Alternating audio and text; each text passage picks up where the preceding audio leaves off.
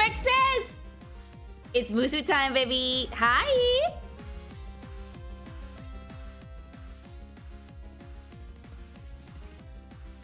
Hello! How is everybody doing this wonderful Sunday evening, afternoon, morning? I don't know. It's 5 p.m. somewhere. How are you guys?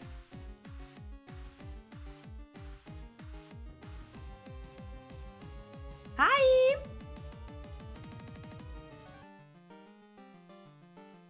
The remixes are great. Where can we find them? I actually have these commissioned for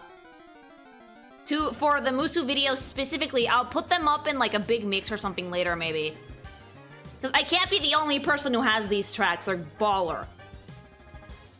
Yeah. It's remixed though, right? No Ninja went for your video with the other video, right? No, no one went with my for my wig with the other video. I have a great musician that does stuff like this, like his like thing is remixes. So when I was like, hey, do you want to help me make some music for this project? He was like, bet.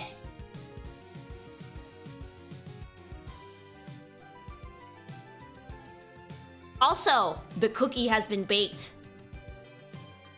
I watched it melt in real time. Like, it came out of the oven and hubby was like, you know what? Lore accurate. It's butt awful, but it's delicious though. Like, it looks like butt, but it's so tasty.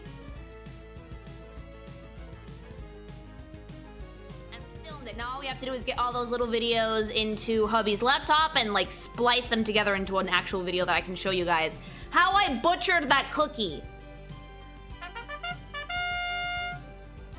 For whom do you simp? HMPH. How very glib. And do you believe in the Musu? Kinky Mation's unity is forged in falsehoods and her drawings are an instrument of deception. Yeah, deception of fat tits. Thanks so much for the sub, JC. Thanks, son. Vertical cookies done. It melted, but yes. I need to behold the monstrosity. Do you know what the worst part is? Is that, like, it does look lore accurate. And it was so tasty. I have so much of it. I'm gonna be having cookie for breakfast for, like, a week and a half.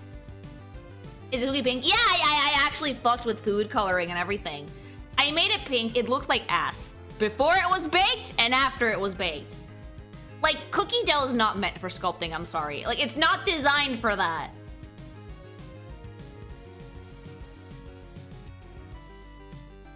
Does it taste good, though? It tastes fucking baller.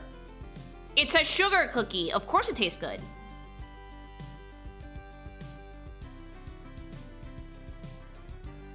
If you botch baking, you can never be trusted with a chemistry say. Yeah, no, like, it just looks bad. It just tastes good. Is it a special flavor or your typical chocolate chip cookie? It's a sugar cookie, no chocolate involved. I didn't want to fuck with chocolate until I could like actually safely eat it without giving myself acid reflux, so it's just a normal sugar cookie.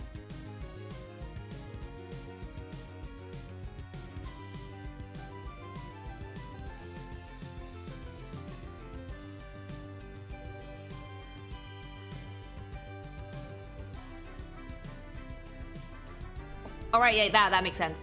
Yeah, I couldn't have, like, actual, like, chocolate chip cookie. So I was like, you know what? I'll make a sugar cookie instead, and that's, like, a good compromise. And it worked out. I mean, it looks like butt, but it worked out. Will it give nightmares? Yes.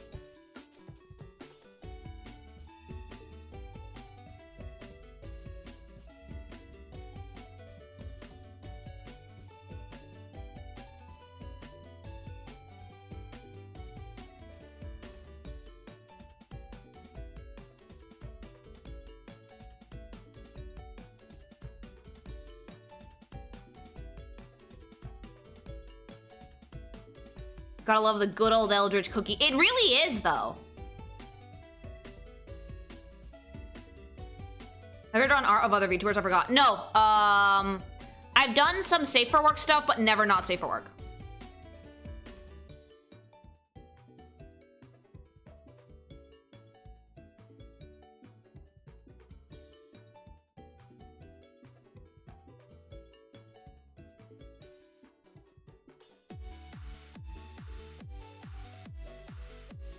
Is the cookie as big as a plushie? No, because that would have been like a metric fuck ton of cookie dough.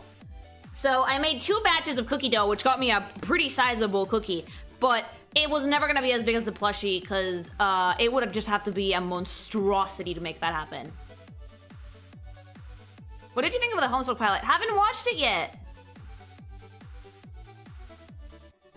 As much as you use their avatar or mascot, I feel like a not safe for work art needs their permission. It does, yeah. I think like my ever actually first not safe for work thing for a VTuber is gonna be with Silverveil, but I did ask her, so.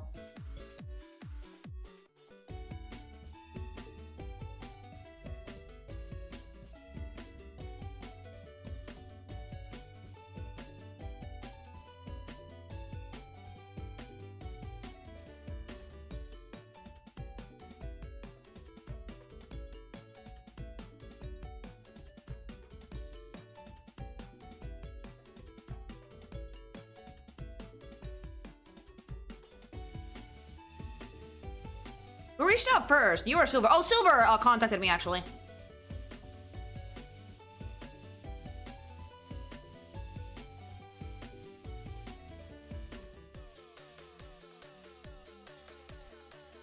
I'm doing good, thank you. Oh, damn, really? Yeah.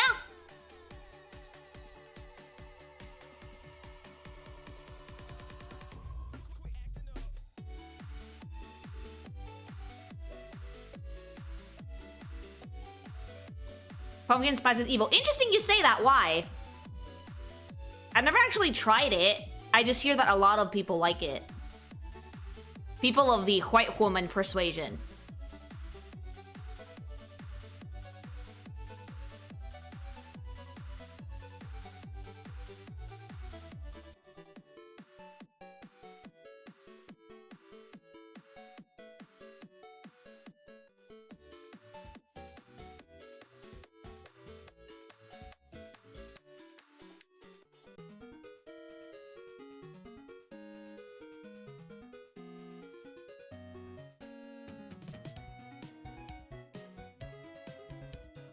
It's just a seasonal smell instead of actually liking it for some. Like, but what does it taste like? Which you are. Yeah, I am like a white woman, but I've never really had pumpkin spice.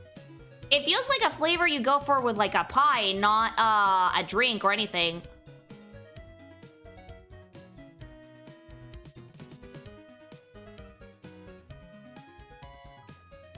Have you ever seen Ruby? I saw like the first season and I had to stop halfway through the second one.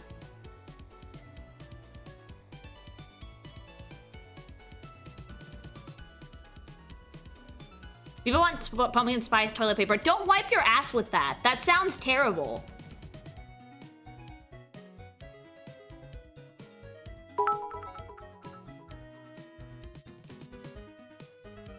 In my restless dreams, I see that town. Silent Hill. You promised you'd take me there again someday, but you never did. Well, you suck, James. You suck and I hate you. I stole your wallet. If you want it back, I'll be waiting in our special place. I can't wait to go back to Silent Hill. Like, Wave already showed me like a short of it, and honest to God, you guys, I was dying of laughter. Like, you can definitely tell that I was like scared shitless, but in like a short form, it's amazing. It's comedy.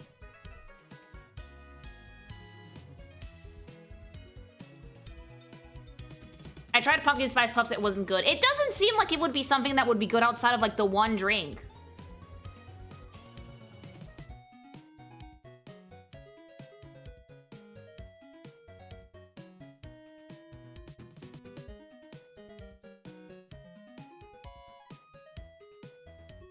So when is Musu time? Let me chill for a little bit. We'll get there. Glad we're getting edits of it. Yeah, no, Wave went to work immediately. They sell reusable toilet paper, but it's made of cloth. Isn't that like adult cloth diapers?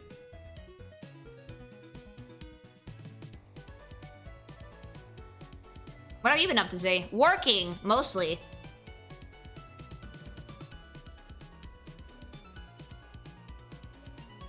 Hi, Lily, love your art. Thank you! So a normal day for you. People are genuinely surprised to hear that I work like 7 days a week. But like, I like it. I feel like the human's body, the human animal's like natural state of being is to want to bed rot, but you fight that shit and you get up and you do things. My therapist gets on my ass a lot for not taking days off, but like, Even if I was having a day where I'm not doing anything, I would have the itch to draw something, you know? So even if I wasn't, like, working, I would be drawing something.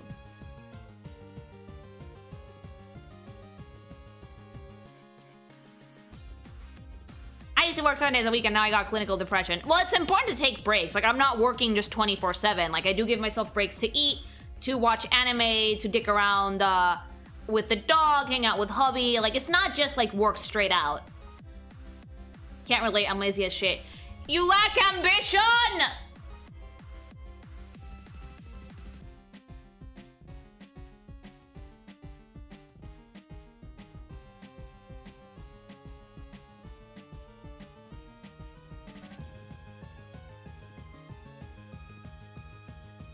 It helps that you legitimately enjoy what to do. I'm very lucky. If I don't work, I can't afford gamer shops. You can't afford the new collection, and you have to get it with my code. KinkyMayShown at checkout for 10% off, baby! Thank you to everybody who has been using it lately. I am very, very happy. Thank you, guys. It helps the channel and path to waifu cup. Ba-ba-ba! Lily, your ambition is to draw fat bags and thick thighs. Not really. You'd be surprised how many people think that. No, my ambition is to tell stories. I happen to love sex, but my ambition is to tell stories. Got me a shirt with a code. Yay! A lot of people aren't so lucky. It's incredibly ridiculously rare for someone to actually get their dream job. But I will tell you this. It was not handed to me. It did not fall into my lap. I busted my fucking ass for this, which is why I can actually, like, confidently say that I love my job, I'm very lucky to have it, but I didn't just fucking do nothing for it, you know? A lot of people think that content creation is something that just falls into your lap. No. No. There's so much that goes into this shit.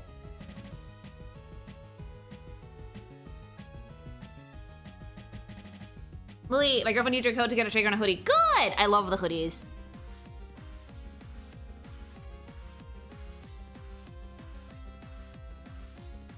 Yeah, you have to be lucky and also work your ass off. It's a two-way street. It's not just, oh, I got it handed to me. You could, technically speaking, get lucky and get like a big audience and stuff, but that doesn't always translate to making money.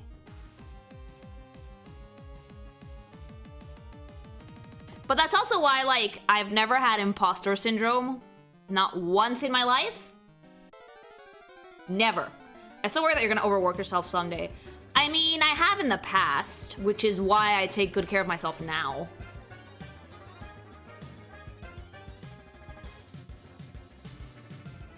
Speaking of, the Miss Lucy comics look promising. I'd buy a graphic novels and story if even if it didn't have the age content. Oh, thank you! I'm hoping I can get you guys a new episode this next month for October. My imposter syndrome melts whenever I talk to other people and I realize I might be qualified. Oh, I've never had imposter syndrome. Never.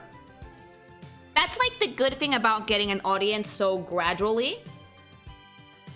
When you go viral, you're like 10 times more likely to develop imposter syndrome because everything kind of like just rammed into you with the force and speed of a brick wall, so your brain doesn't really have time to process it. When you get an audience, a large audience, gradually, and you see the effort pay off bit by bit, you don't have imposter syndrome because you're like, yeah, I made this happen.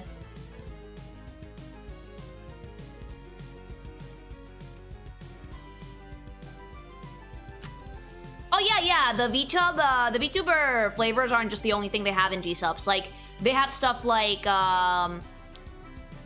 BBL that doesn't have sexy waifu on the cover, like raw meat that doesn't have sexy waifu on the cover. That's what I'm drinking right now, actually. What's imposter syndrome? Imposter syndrome is basically when you've attained a lot of success, but you don't believe you deserve it for some reason or other. Hi! Very few people who blow the hell out of nowhere are able to sustain it anyways.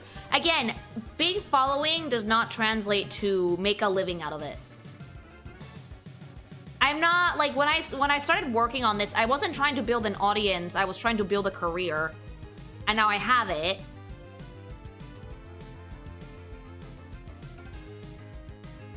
Because, like, clout is good, but you need to offer something of quality or no one is gonna stay. They're gonna follow you for that one gimmick and they're not gonna pay for it. Imposter syndrome is when you sussy a fuck. Hey, baby!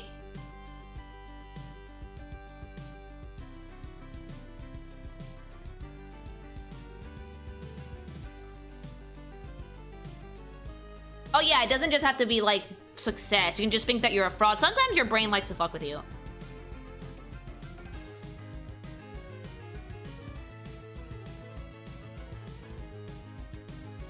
It can be from minor things too, yeah. But that's the good thing about like earning your success gradually. And this is something that a lot of content creators don't get. They think that like, oh, if I get a shit ton of followers on Twitter or on Instagram or on YouTube or whatever, instant success. No, you have to keep making content. You have to like keep making quality stuff that people can come back to. Viral posts oftentimes mean less retention. I would pay money for physical versions of some of your OC comics, honestly. Oh my god, I would love to, except the problem is I don't know who would print not safe for work stuff. That's the issue. Waifu Loot used to be able, was just like thinking about starting to do it, but then they sold the website, so they're not doing that anymore. I would need to like find some place that would be cool with making not safe for work printing and like help me actually ship it out to people, because otherwise it's a money burner. Hi! Would you ever make like a real art book for your Musu? I want to. I would love to. The problem is that when I first started the project, it's not formatted for print at all, and I actually lost a lot of the editables for the entries in the Great PC Crash of 2020. So I would basically have to go back in and retype all of it. And that's a lot of work, mama. And retype all of it in a format that allowed for print.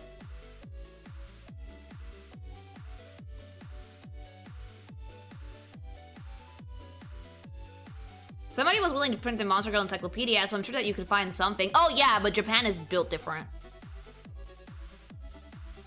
The beta version of Gorb. Yeah, that one was bad.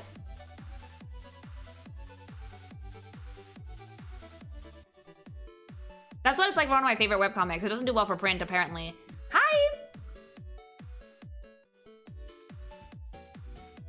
Not to mention Nintendo's ninjas would hunt you down if you made an art book of the store. Nuh-uh, no they would not. The only thing I would have to do is make sure I'm not using the Pokemon names if I was planning to sell it. The project as it is right now, they can't hunt me down because it is strictly within the realm of parody, and I've changed the design so much that it barely resembles Pokemon. Not to mention my lore and world building is completely different. The only thing that they might get kind of titchy about if I ever tried to sell it is the names. Which I would just change and that's it. Hi! What was worse, Gorb or the Great PC Crash of 2020? Gorb. Gorb was way worse. Gorb was way worse because I was not at all, like, expecting it, and I didn't have, like, someone to build me a computer handy. It took me, like, a week to sort that out. The Great PC Crash of 2020, my hubby and another friend from college were able to, like, literally come in with the components to build me a new PC in, like, a day.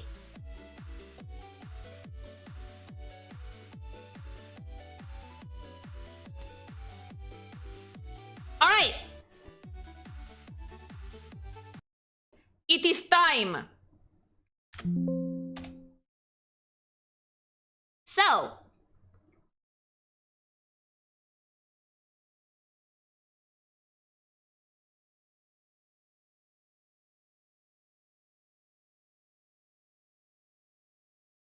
Yes, the hour is upon us. It is time to begin. But yeah, Gorb was my computer died while I was playing Hollow Knight. Fun fact. Alright then. So as you guys know, I have dedicated a decent chunk of my life to turning every single Pokemon in Gen 2 and in Gen 1 into a monster girl of the adorable / sexy persuasion. It's been a project that I've been incredibly proud of, and I very recently finished Gen 2. And I thought, what better way to show off the last few mons that you guys haven't seen than to do it on stream. So last week, we did the first 50. We made it all the way to Unknown, the E, if you will. And the way that this usually goes is I will show you guys the Pokemon, give you guys my initial thoughts on the Pokemon, and then show you what I made with that Pokemon. Talk a little bit about the design, about what I conceptualized for it. There's a little baby summarized version of the Dex entry there for you guys to read. I'm not going to read it, but you guys can enjoy that. And yeah, let's begin part 2 of this experiment, because there's actually some stuff you guys haven't seen yet. Now, let me re-explain the rules of the design in case this makes it 2 videos on YouTube instead of the 1. Rule number 1, I have to respect the silhouette, all right? If a Pokemon looks like a certain thing or has a certain shape, I have to do it, and I have to do it in such a way that you cannot cheat through posing. If it doesn't resemble the Pokemon in any pose, I have failed. The second rule is, I must preserve the vibe. I must preserve as many elements as I possibly can. If the Pokemon has no arms, the Musu has no arms. If the Pokemon only has one eye, the Musu only has one eye, even if I was dumb and I covered it. And the third thing is, all of these are within the realm of fantasy. Okay, so this is, Johto is fantasy Japan. Kanto was more traditional fantasy. So that's more or less the rules of the project. Following these, I had to design one of these for every single Pokemon in Gen 2. And that's what the important thing. Now, I think I did a pretty good job, but I also want chat to tell me if you think I stuck to the silhouette and if you think I managed to follow my rules. And I will show you guys all the creative ways I managed to circumvent some limitations that the Pokemon offered. So we left off with Unknown, and we will continue. Tired of kimonos, Lily. So fucking tired! We move on with Wobbuffet. It's a punching bag. Wobbuffet is Wobbuffet is Wobbuffet. I was today days old when I found out that the Pokemon is actually the tail on the back. I did not know this, but that's why it fucking bounces back. They're annoying to deal with, they're blue, they're funny as fuck. And I did not have a ton of stuff to do here because it's pretty humanoid already, so let me show you guys what I did.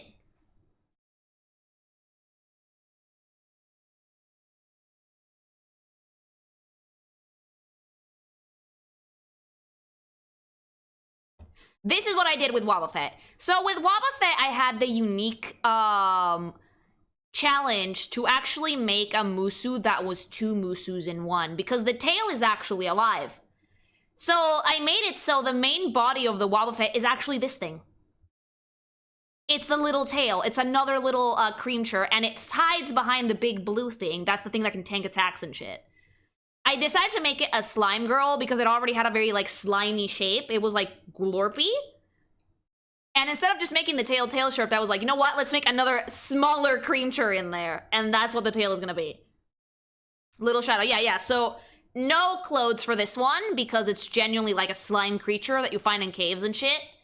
Very, very simple. Straight to the point. If you punch a Wobbuffet, it punches you back. Since it's a slime, it's constructed, it's basically a construct in the shape of a woman. Pretty simple, honestly. They also have red mouths, because apparently they have red mouths in the Pokemon as well. The female version of Wobbuffet has red lipstick, and I thought that was so fucking funny that immediately I was like, yes! Yes, if they're female, they have lipstick. I do try and keep the gender, patterns and specifics into account when I'm making these. Because that is a thing that, like, some female Pokemon have. It's less creepy than the original. Isn't it cute, though? Ancient Japanese punching bag. No one wants to deal with these. A lot of people don't get that the actual Pokemon is the thing in the back. It's one of the funnier gender differences in Pokemon, isn't it? Was it Popeye kind of arms intentionally? Yes. Like, they have, like, really big square arms. And they just look constantly like, yay! So I wanted to capture that spirit. So the blue part is just a part of its body? Yes! Next up, we have Girafarig. This one made me laugh because it has a tail on its ass. Thank you for the sub. It has a tail on its butt that no one knows if it does anything or not, but it's still there. And it's a giraffe. It's a tiny little baby giraffe. It's very cute. It has pants. It has an adorable face. I love the antenna. This one I knew immediately what I wanted to do with it. So let me show you.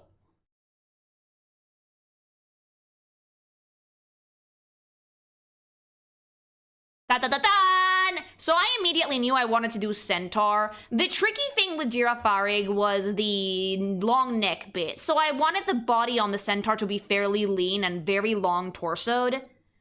so I could keep that silhouette of like the long neck. I did keep the tail as is. It does like stare people down and shit. And I wanted to like keep that silhouette of like, this is like a creature with a long neck. So having it be a centaur made sense to me. I did not want to break that silhouette at all.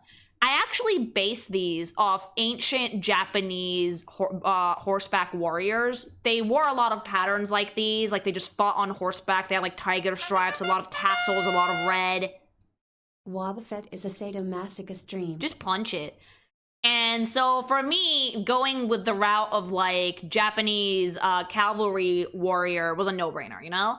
I wanted it to be a little bit tribal, a little bit wild. And when I was doing like the research part of this, I saw a lot of paintings, like old school Japanese paintings of warriors that had outfits similar to this. And I was like, oh, bet. This is exactly what I want to work with. I think it turned out pretty good. They also use magic. So it's not so much like sword, but they do have magic. They're psychic types, normal psychic.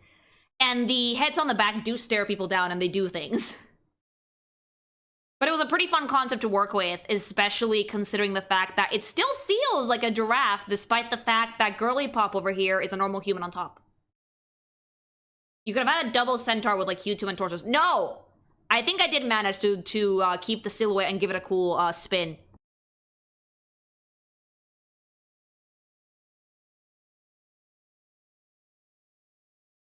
Like, unlike Wobbuffet, that would have completely broken the silhouette, and the face would have looked really, really different. So I wanted to kind of like keep the face from the Pokemon.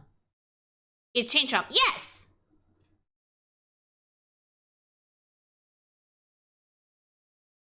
Oh, this fucking cunt. Let me tell you this. Pineco and Forretress were some of the ones that gave me the most trouble, but also some of the ones that gave me the best design work out of the entirety of Gen 2. So, this is not a pine cone. It's a bug, and it's held together by spit and fury. And apparently they're dill holes. So, knowing that, I made this. This spheres. This is not a pine cone, this is a bug. Did this one make you cry? No, Forretress did. Angry Nugget. The Nugget ones are the worst. I am actually so proud of myself for this one. So, the Pineco Musu is actually a bug type. She is segmented under there. She is buggy. She has green skin. And it's kind of like a centaur attached to like a big pinecone cocoon, right? I'm gonna zoom in so you guys can see some details. And all of their armor is made out of wood and spit. Okay, that's tight as shit. Thank you! So all of their armor is made out of wood and spit, and their main body is a torso on top of a big cocoon. Now, the thing about these is that, lore-wise, I made it so if you get, like, remotely close to them, they will cut you down, no hesitation, okay? They don't give a shit. They're not, like, thinking about anything except defending their forest. Let me show you guys the concept art.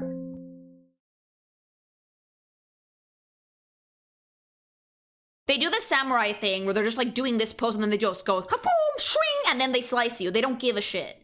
And the reason this gave me so much trouble was because its concept was pinecone, right? But it's a bug. So I just sat there scratching my head for the longest time until I went down and was like, okay, I need these to be like some sort of warrior. So I went in to actually get some inspiration from some old-timey samurai shit, and I saw a samurai, hubby put me up to this, from an old anime, I think, that had like a pointy hat. And I was like, oh, that's perfect. So the bulk of the design work for this one was the armor. The biology came together super easily, but the armor took me a hot minute because I wanted something that looked plated, that would fit with the pinecone theme, but I needed it to like resemble that like super tough strength hardness that they make with spit, so I just put spit all over it. She literally went Haktua on her armor, and that's what we got. I'm gonna show you guys the concept art real quick. The wood armor was genius. Yeah. This is all wood armor. Here's the concept art for the biology. So this is what she looks like underneath. It's literally a chick attached to a pine cone. I also show you guys how they tend to put the armor together and what the face looks like underneath it all. They do have a horn. Imagine going on a forest hike and a pine pole lops your head off. They would! That's the thing. These are considered medium risk. But yeah, this is the biology of Pineco without the armor, and I just went ew when I was putting these together, because they literally just spit on planks of wood, bind them together, and it makes for super, super strong armor. Same with like their swords. They're like just covered in spit. I don't remember if I told this to Wilson, that I think that their swords are not actually like blades. It's just like wood covered in like their spit. And that was Pineco.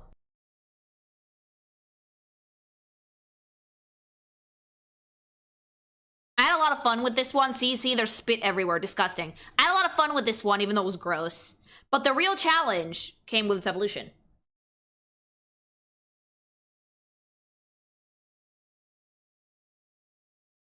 Words cannot begin to describe the immense level of hatred I feel for this thing. I hate it with a burning passion. Because I saw it and I was like, how in God's green earth am I going to turn this into a woman? How am I gonna make this viable? It's an orb, okay? It's a nugget! It's a nugget. This one actually did make me cry because there was a lot of scratching my head over it, but at the end, I came up with something pretty cool. Let me show you guys. Which I do believe, and Hubby strongly thinks so, it's one of the strongest designs in the gen. This is my Forretress! Now, I knew immediately that I could not have it just be a normal bug type and be done with it. I needed to have the shell. So what I did was, I actually segmented her in a way that her cannons are coming out of her hips. The armor is hiding them somewhat. I did want to give her normal-ass samurai armor, but the bulk of the work for this Musu is on the actual shell around this. It looks fucking dope, and it's bright fucking red, but these things are bitches. They can take the armor off, by the way. The actual Musu's the red thing. That's really cool, Lily. Thank you! Prime example of having to bust your ass for content creation, even if it's your dream. I was literally fucking crying. Unironically, one of the best designs, considering how little the basic design gave and how much you did for it. Oh, Wilson is in chat. Hi, Wilson. Wilson, if you guys don't know, he is the guy responsible for making sure that the dex entries read well, have awesome references, and all in all, are coherent and not Lilyisms. But yeah, Forretress, I wanted another warrior vibe, more samurai, but I wanted to be fancier, so I went with bigger headdress. I gave them war flags on the back. And I didn't give them a ton of armor because I still wanted a lot of the red to shine through. But what I did do, I kept it within their line of color, black and red. So I added gold accents. That was like the only other color concession I wanted to do. And I did a little blue accent on the sword there just for some pop of color. The thing about these is that they also shoot you down without question. These are shoot first, ask later. Super fucking dangerous. But they have a really cool vibe that to the point that people build like walls around them because no one wants to get near these. So design-wise, despite the limitation, I think I did great. I want to show you guys the concept art for this too because I need you guys to see the Musu underneath it all. Thanks so much for the sub, fool! Thank you! This is super stupid, but I'm going to show you guys how I broke this down. Some of these actually do need me to show you guys the concept art because the clothes had a lot of the detail that the actual Pokemon might have. Not much enjoying the peak MCA. Thank you, Wilson! Okay, so this is the concept art for Forretress. It's fucking stupid looking at it. I cussed a lot at this one. Thank you very much for the sub. Thank you. I cussed a lot at this one because I was so frustrated when I put it together. But you can see where the gun segments come out of her hips. So, like most bugs, they breathe with their like limbs, right? Like bugs breathe by moving. So if she flexes, she shoots. And this can kill someone. And then I made the actual outer bit of the shell on top to kind of look like those lions that guard temples. Like super fierce and intimidating. They're really big pauldrons. I am Forretress. Insert edgy speech explosion. Basically, they're dill holes. Thank you very much for the super chat. Lily's so big. Thank you. I'm very, very proud of Forretress, even though it made me cry, because through that limitation of a nugget, we got this. And it came out so fucking cool. Dunsparce! I adore this thing. Splatoon Woomy Eyes. Yes, thank you for the super. I adore this thing because it looks super dopey. It has tiny wings that do nothing, and it's just bright yellow and cheery and soft and squishy. Super silly. I love this thing to bits. It looks so fucking stupid. And I decided to make the Musu equally silly. The cream tur. This is Dunsparce. The main thing I can describe about them is that they're chunky. And I wanted them to be chunky. I wanted them to be very soft looking, and I wanted them to be drunk. All the time. Literally all the time. Outfit-wise, I want it to be, like, cute, but a little bit sloppy. So I didn't give them, like, a full kimono. I gave them, like, a halfway thing with a lot of, like, the same type of rope they used to tie their gourds. And, like, the important thing is that, like, these are meant to be kind of like tsuchinokos. That's, like, the creature I based off for this. Fat snake, right? Everything about her needed to be, like, soft. Even the hair, I segmented it like the Dunsparce. The little wings, I knew I needed them to be tiny and virtually useless. So, can she fly? Kind of. Like, she can lift her hips a little bit off the ground and that's it. That's as far as we go. But the fun part about this one was making sure that it looked, like, very well-natured and properly zoomed out. She flops. Oh, yeah, it's a useless member of society. Dunsparce does nothing. They just drink a lot. But that's why I kept the clothes relatively simple and kind of sloppy, because this is someone that needs to get dressed in 2 minutes in the morning before she goes out to drink again. Would still smash. Very smashable. They're very cute. A lot of sake. The bigger the gourd, the better. And I needed her to have a gigantic one. These are the type of Musu that I would class into, like, the Oni class of Musu in a way, which has a lot of, like, it has little fangs, it has little horns, weird colors everywhere, but this is technically based off a Tsuchinoko, which is fat snake. Just extra muffin top. They're super chunky. Fucking Gligar! This one was fun as fuck to make, because the design is already very humanoid, but it took me reading 2 seconds of the dex entry to figure out that this one was going to be a dill hole. Let me show you. The arms were tricky, for sure. Most likely to be starfish in bed, and that's saying something given their star you and star me. They just get really drunk. Thank you for the super chat. Another bad of her. So, Gligar had the unfortunate limit of the arms, right? They're completely attached to her torso. It's kind of like a flying squirrel type of deal. So when it came to dressing her, I had to get a little creative. I didn't want to give her just big sleeves, and I didn't want to just do kimono either. These are dill holes. They're super fucking mean. And I still wanted to have them, like, have some concessions to the Japan thing without going full kimono. So I went with the pants, kind of assless chaps in a way, and no bodysuit. But I did use, like, a very a tight black panty that I actually matched the colors to with the shoes.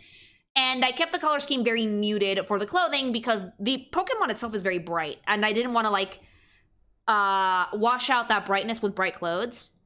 I kept the hair relatively desaturated as well. And I just made sure that the outfit would be something that she could technically wear, but also something that would not get in the way of the glider, you know? I gave her a lot of really big elements, a lot of beads, a lot of rope, very sturdy fabrics, bandages here and there, sarashi instead of, like, a normal top.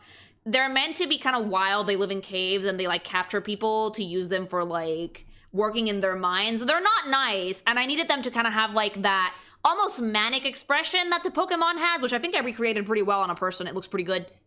Looks like one of those kites ninjas use. That was the plan, actually. I'm glad someone caught that. Yes, it does. It does look like a ninja kite, and that's why I wanted to give it, like, a kind of ninja vibe, despite not really being a ninja.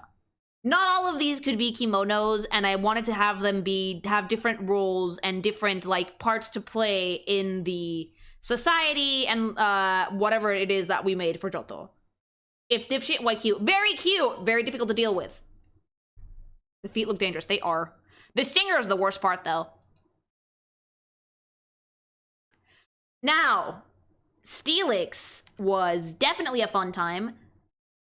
And Steelix I love because it's basically Onyx, but more.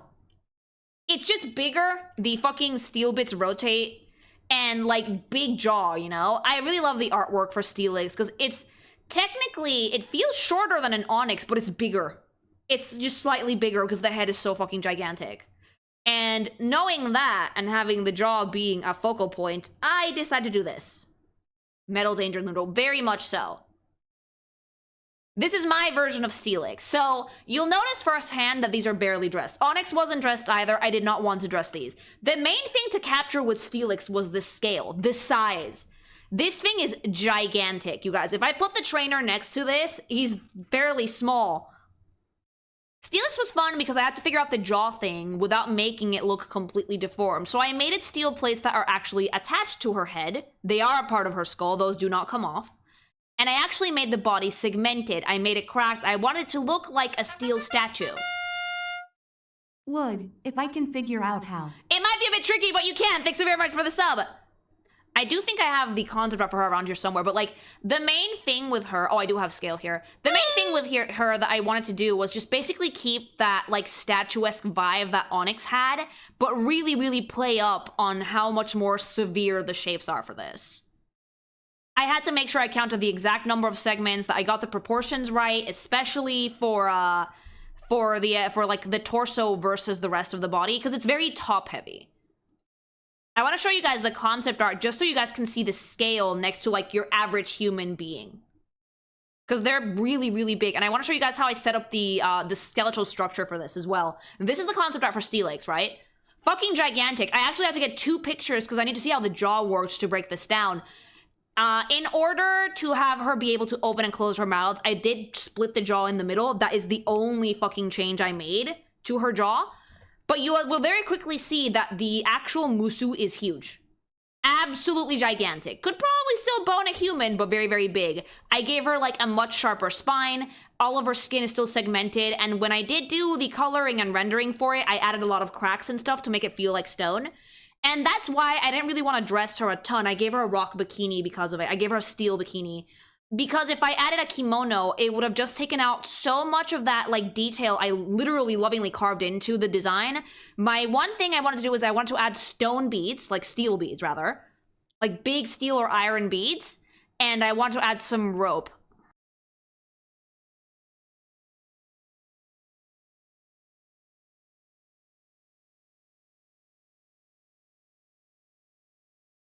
So, like, lore-wise, they go to train their bodies in the mountains until they become steel. And that archetype of character, they usually don't wear a lot, but you always see those beads. Always, always. They're technically prayer beads. And just really big ones. So you took a hint from Mega Steelix? I've actually never seen it. The torso is bigger than a human torso. They're meant to be very big. Very, very big. Because the actual Pokemon is so top-heavy, I needed to capture that. But I think it did a pretty good job.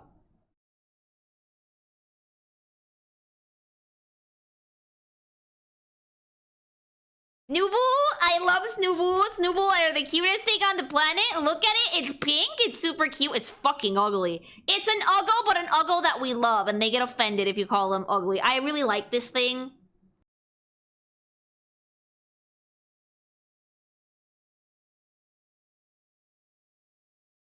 Pug with arms. Wrong! Bulldog! It's super cute, even if it's fugly, and I want to show you guys what I did, because I'm very proud of myself. I think I managed to really capture the spirit of this creature.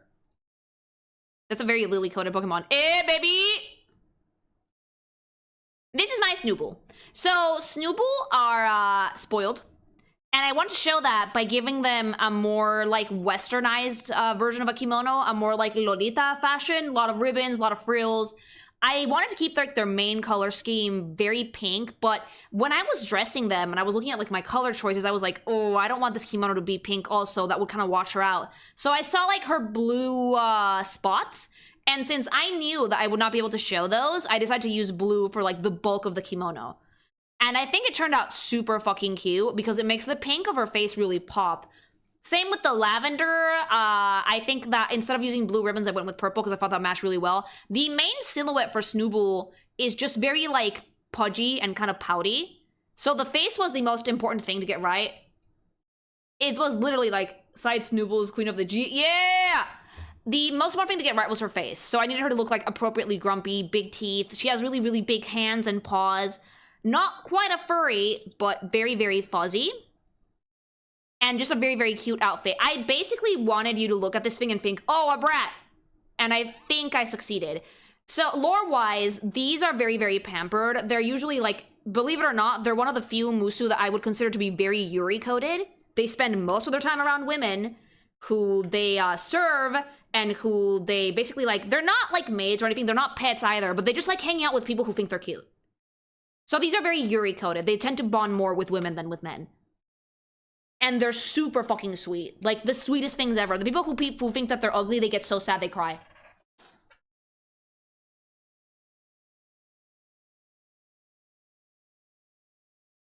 And then we have Granbull, which is even uglier. I'm sorry, but this thing wins the Uggo competition. If there was, like, a competition for ugliest Pokemon, I think that fucking Granbull would win it.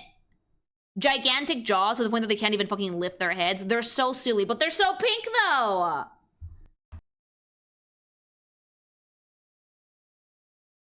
They look like Pete from like the Mickey Mouse cartoons. And seeing that, let me show you guys what I made. If bulldogs were wolf size. Yes. Now, Granbull had a decent limitation for me in terms of the teeth, because I could not make those coming out of her mouth. I tried, but it looked so fucking bad. So when I was actually designing it, I was like, okay, I'm gonna take a page out of Anime's book and I'm gonna make the snaggle tooth, the flesh tooth. So these protrusions do come out of her actual face. There is a tooth underneath there, but I didn't want to make them tooth colored because it would have looked really bad. I tried. Color scheme wise, since they have like such a cool undertone for their body, I did decide to make the kimono pink. Added some more spikes though. I kind of kept it like goth Lolita, but very bright anyway. Still a lot of ruffles, still very cute, very girly. But the irony is that in spite of how rough these look and in the face, they're useless. Apex brat. Yeah, exactly. They're completely useless in society. They don't do anything. They only really evolve if they're like spoiled to the point that they just become this. They're super cute, but like useless members of society. Snubbull and Granbull. What do you mean I have to contribute to society? I already do that by being adorable. Thank you for the sub. That's basically it though. They don't want to do anything. They just want to spend all their time being pampered and being cute.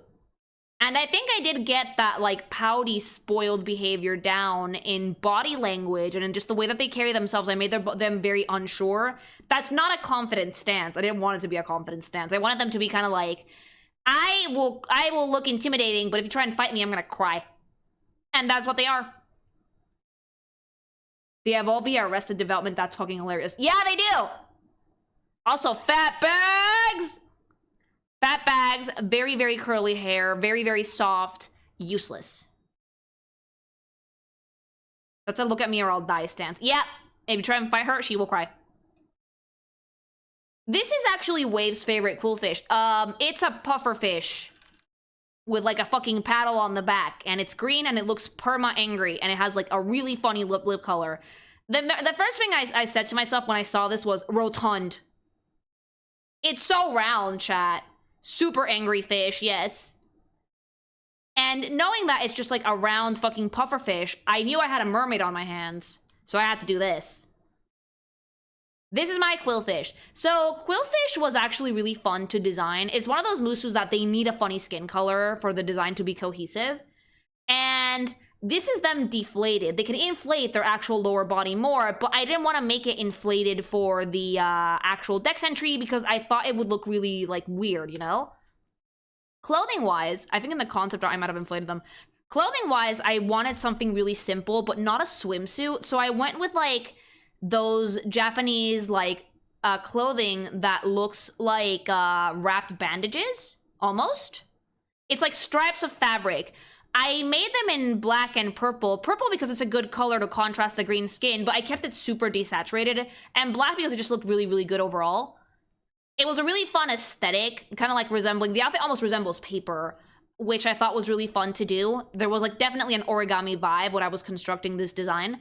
And I just wanted to wrap around the Musu and like highlight the spikes as opposed to like blending in with them. I could have gone for like a very like torn up outfit for this, but I decided I wanted something a little bit more sleek and a little bit more aerodynamic, considering the fact that the Pokemon itself is already really bulky. Yeah, and I also went with very intense, really spiky hair because it kind of fits the silhouette of the Pokemon as well.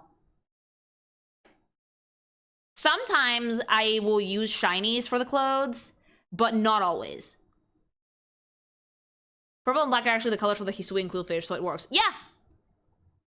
Yeah, I did keep the lip color. I thought it was really important to have it. When I was like actually making it, I was debating, should I make this a normal skin color or not?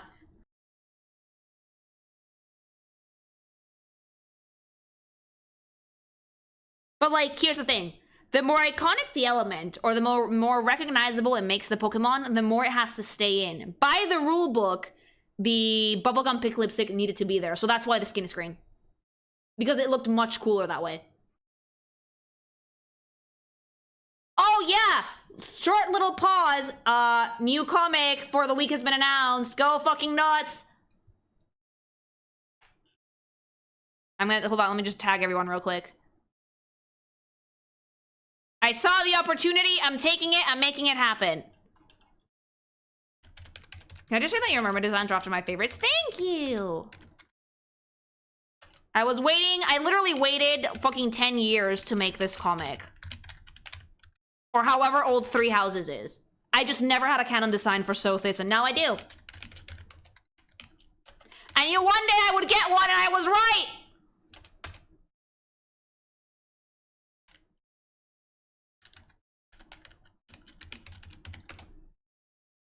You jumped on that shit like a fucking shark. Yeah! Don't consider it a Fortune's Weave comic, though, because we're not there yet. Anyway, back to Musu.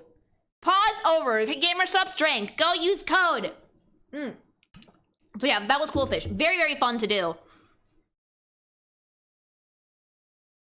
Did you Lily make a Sothis comic? I'm making one this week, but I'm using the older design from Fortune's Weave. Scizor. This one was actually really fun to make. I made Scyther for Gen 1 previously, but Scizor had some design elements that I wanted to really keep. The main thing about this that I really love is that I like that the pincers look like faces. I love that about it, and I like how streamlined and sleek it looks. It looks like super smooth, almost like an action figure. So I really, really, really like the Pokemon's design. So let me show you what I did. One of my all-time favorites and permanent choice in my teams, and you're about to see what I did with it. Oh, there's a lot of bug girls. Yes, many bug girls. Hi. So this is what I did for Scizor. If we wanted to stream a Smash or Pass of this, where would we find an archive of the Safe for Work Dex entries? Thank you for the super chat. I am making a video specifically for people to play Smash or Pass with. I will have it up soon. So Scizor's design was mainly less about the clothing and more about the body. So the Pokemon is basically coated in steel, right? So I knew I had to make it really striking. I didn't want to do anything that would take away from the ridiculously bright colors and the pincers for this. In fact, to the point that I actually mimicked the Pokemon's original posing. So when it came to actually designing this, the pincers had to be like the most bombastic element, and I had to keep the hair simple but striking. Everything in this silhouette needed to have good flow because I needed the Pokemon's body to do all the talking. Outfit-wise, they're kind of like warriors that use no weapons, but not martial artists, not entirely. I went with a cool, like, half-on, half-off kimono type of vibe, and I kept it green, but a very muted green, so it would not clash with the red too much, but it would still give me, like, a nice complementary color that makes the red pop even more. A lot of gold accents in this, a lot of medallions, and I did tear up the robes a little bit, because to get dressed by yourself with claws like this, you might fuck it up a little bit. It's a very, like, simple design clothing-wise, but that's what I wanted, because the actual Musu comes to be by coating themselves in metal. A lot of them die. So these, they needed to have a look of, like, a wizened, hardened warrior about them. And, fun fact, no nipples. No tipples for this one. They're, like, titty out and nobody cares.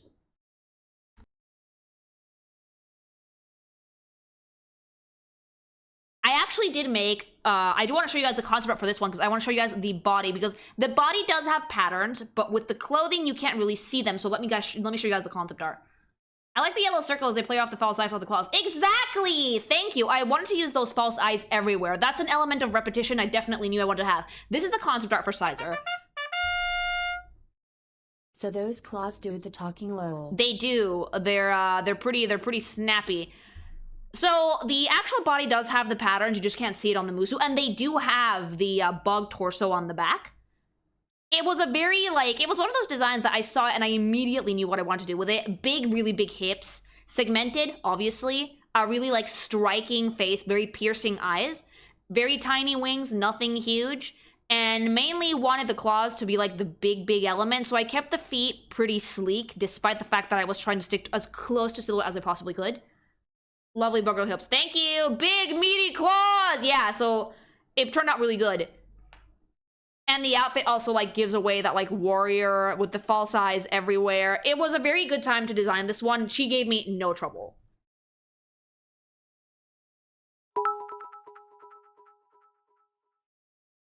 Always been one of my favorite bug types. She was chakra before she was cool. Yeah, these, like, very much, like, can remind you of Hollow Knight, most likely. Okay, Shuckle. believe it or not, this one actually gave me a lot to work with. The actual Pokemon is just like a creature in a rock. This is not a turtle. And I was today days old when I found that out, that Shuckle's not a turtle, not even a little bit. They're like a worm. So when I heard that they actually like have like fucking shit in their shells, I knew exactly what I wanted to make. Let me show you guys. It's not, no, Shuckle is not a turtle. Shuckle is not a turtle, it's a worm. It's a worm in a shell. Juice dispenser, yes. That's surprising. I thought this one would have given you a lot of trouble. When the Dex entry has a lot of lore, it's not that hard to make these. So this is my Shuckle. My Shuckle, I definitely wanted something really dainty and really delicate. It was a lot of fun to make the actual Musu for this body-wise, but when it came to clothing, I actually thought about it and I was like, I don't want something that's strictly Japanese, because I wanted something with a lot of flow. I wanted something that would, like, resemble someone that makes high-end liquor. They make alcohol in their shells, and they're very, very prized for that. They ferment it inside of their shells, and they do not tell you how. So I want something with a lot of flow, and something that seemed very delicate. So I went a little bit more towards the side of vaguely Chinese for these, and they do have the face patterns as well, those, like, little false eyes. Almost to kind of like resemble those like peach goddesses that Japan has, but with a silhouette that was a little bit less Japanese and a little bit more China. I did bend those rules with some of the Musu because I thought that some silhouettes worked better than others. Still though, my favorite thing about this was designing all the little patterns on the robes and on the actual dress. And for this one, for example, like you can tell by what they wear, what type of liquor they make. So this one would be one that works with peaches or like pecha berries. Let me show you the concept art, maybe. Oh wait, no. Can she retract into her shell? Yes, I actually did put that in concept. So yeah, this one works with pecha berries, and I want to keep the dress really simple, really, but like with a lot of little patterns. I made it pink to kind of play off the red on the shell and to work well with that like light yellow that Shuckle has. This one almost gave me a lot of trouble with the colors because it's a very bright shade of yellow. But she reminds me of Rhea from Elden Ring. There you go. Thank you very much for the super chat. But I made the hair a lot paler than the body, and I think that actually helped me balance it out a little bit.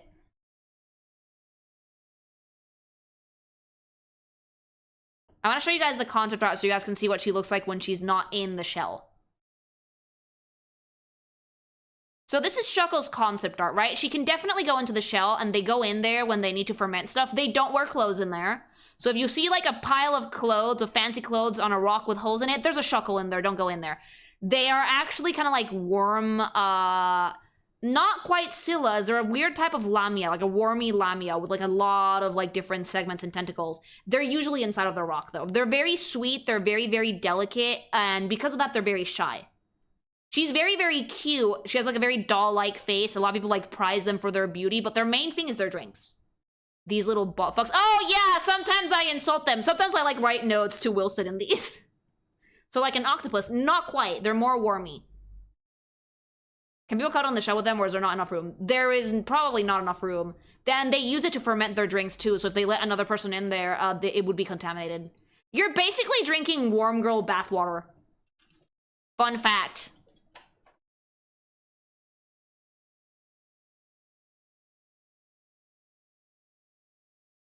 Heracross. Heracross was actually super fun. I've always liked this thing. I like the female version more because it has the heart. But look at that little face! Do not let Dunsparce near Shuckle. Look at that little face! Head empty. There is nothing in there. But they're so cute and they're so strong! And they're just little beetles! I really like Heracross. I think that they're the sweetest fucking thing. Look at it! It's super friend-shaped. And, you know, knowing that, I made this. Excuse me, ma'am, are you stuck? No, I'm working. They do like to work in their rocks. So this is my Heracross. I'm actually so happy with how my Heracross turned out. New G's flavor Shuckle P. Oh my god, no, ew. Thank you for the super chat. Yeah, I actually did make the female horn for this. I will use the female characteristics whenever possible because it is a part of the lore. They're all monster girls. So with Heracross, similar to Scizor, I didn't want to do a ton of clothing because like the body speaks for itself. Most of the work I do with the bug girls tends to leave me going like, oh, I don't want to dress her because the bodies turn out so cool. So I decided to go for like almost superhero of the forest, but ancient Japan. Did you know shiny Heracross is almost all pink? No, I did not. Thank you very much for the super chat. Face-wise, I wanted to keep that at them to keep like really well-natured expression, but I had to contend with the horn. I actually made it go down into the bridge of the nose because of that, and I had to keep the patterns. Eyelash-wise, I gave them like the little circles and stuff because I thought that looked really cool. And with the hair, I kept the heart motif from the horn going all the way down the braid. Clothing, I gave them like very, very tight armor, almost wrapped in like bandages. And I wanted to give them jade pauldrons and hip protectors, but they don't need anything else. They're already incredibly strong, so they don't need a lot of actual armor. Most of it is decorative. A lot of bandages, really simple patterns, and just greaves. The main thing I wanted was to kind of like preserve that like superhero type of silhouette for them, because they do have like their shell on the back too, so I didn't want them wearing a ton of clothes because of that. She's the All Might of the Forest. She turned out incredibly cute. I'm so happy with my Heracross. I definitely think I nailed that like dopey, buggy vibe while still making them look pretty imposing. These ones do the rider kick. Yeah, they do. And they're super cool.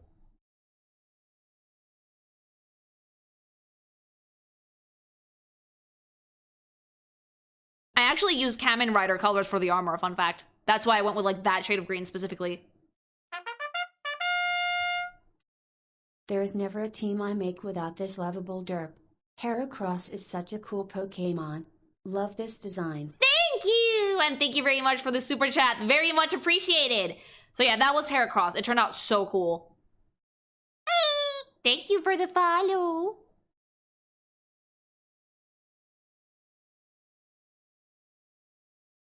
Now we're moving on to one of the ones that a lot of people told me that they really like, Sneasel. I love this thing because it looks like a dipshit cat that will absolutely steal your wallet.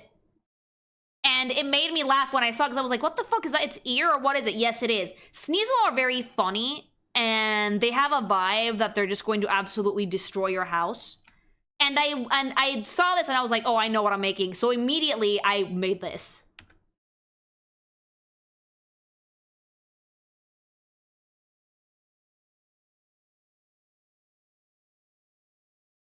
These are for people who are into bad girls, by the way.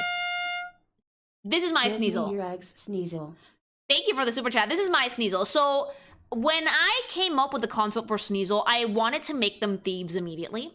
Not just any types of thieves either. I wanted them to be mountain bandits. Mountain bandits that will do anything and everything to steal everything you own. So when dressing them, I forwent the kimono and I went with like an actual pantsuit type of vibe, but I wanted to have at least one very bright concession, so I kept the very bright red obi. And for their cloaks, I went with cloaks that look like they're covered in fur. It's actually something you see in like Japanese media of the traveler that's traveling through the cold mountains. They have like this fucking type of like fur cloak. Shoe-wise, I gave them just like normal human sandals because they're thieves. So if you see Sneasel tracks, you will run away. So they wear normal shoes, despite the fact that they have beast feet. The cloak was probably the standout for this. They also have like the Wanderer hat, but I didn't show them wearing it. It's behind their backs. They do have like their characteristic like tail feathers and the ear feathers, but Sneasel is literally the Musu for the person that's up to no good. Do you like baddies? Go get one of these. They will con you out of all of your money, but it'll be the ride of your dick's life, mama. They're not so much aggressive. They're very cunning, and I wanted them to look cunning. They also have really weird hands.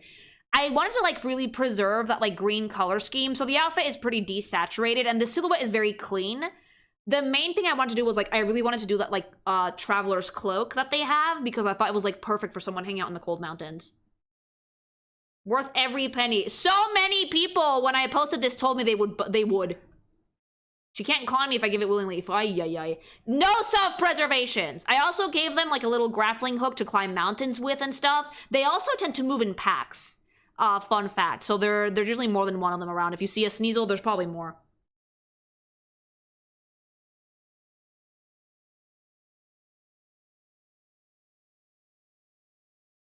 And then we start with like Teddiursa. This thing is adorable. When it comes to like cute Pokemon of Gen 2, I think that Teddiursa takes the cake. Look at it. Look at it! Isn't it so fucking cute? I would protect this thing with my life. They're fucking amazing. They're precious. They're like the Winnie the Poohs of fucking Gen 2. And I love them to bits. It's a baby! And knowing that it's a baby and knowing that it has a propensity for honey, I decided to make this. My Teddiursa are confectioners. They make wagashi, I believe is the actual term for Japanese sweets out of honey. That's their thing. So when I was designing them, I made them very, very sweet and soft and cuddly. I didn't want to give them super sharp anything, even though they do have claws. I kept them very rounded, very friend-shaped, huge eyes. Absolutely fucking gigantic eyes, the big moon sign on the forehead, and very fluffy hair. I needed them to be incredibly, incredibly friend-shaped. Outfit-wise, I gave them like a typical craftsman outfit, but with a little bit more of a girly pop flair. So they have like a work shirt and work pants, but I gave them peonies, like flowers that make like nectar that bees usually go for. Usually Beedrill, they work with Beedrill honey, and Combi honey as well. For the colors, I went with that like really light purple that contrasts really, really nicely with the almost super light orange of their actual skin color. But in the end, I want it to just be like super chunky. You guys can't see this, but they're chubby. They're fairly chunky underneath their actual outfits. Their eyes are gigantic. Everything about them needed to be super huggable. I'm gonna show this. Wave, if you need to like put like an emoji over the Tata or anything, please do it. I just need the guys to show you the actual body type for this Mon because I think it's important to know it. Because you guys can't see the lewds for obvious reasons. But these are very soft, and their thing is that they love making sweets. I also put the moon motif in several different places besides their forehead. I put them on their belt. Actually, no, I can't show the concept art here. Just in case, I'll give it to Wave so he can edit it in for me. But she is chunky, and she's very soft, and she's very friend-shaped, and she loves making sweet things. So Teddiursa run candy shops all across Johto. Everybody loves them, especially kids. To lewd, not so much. I just don't know if YouTube is going to see it as nudity.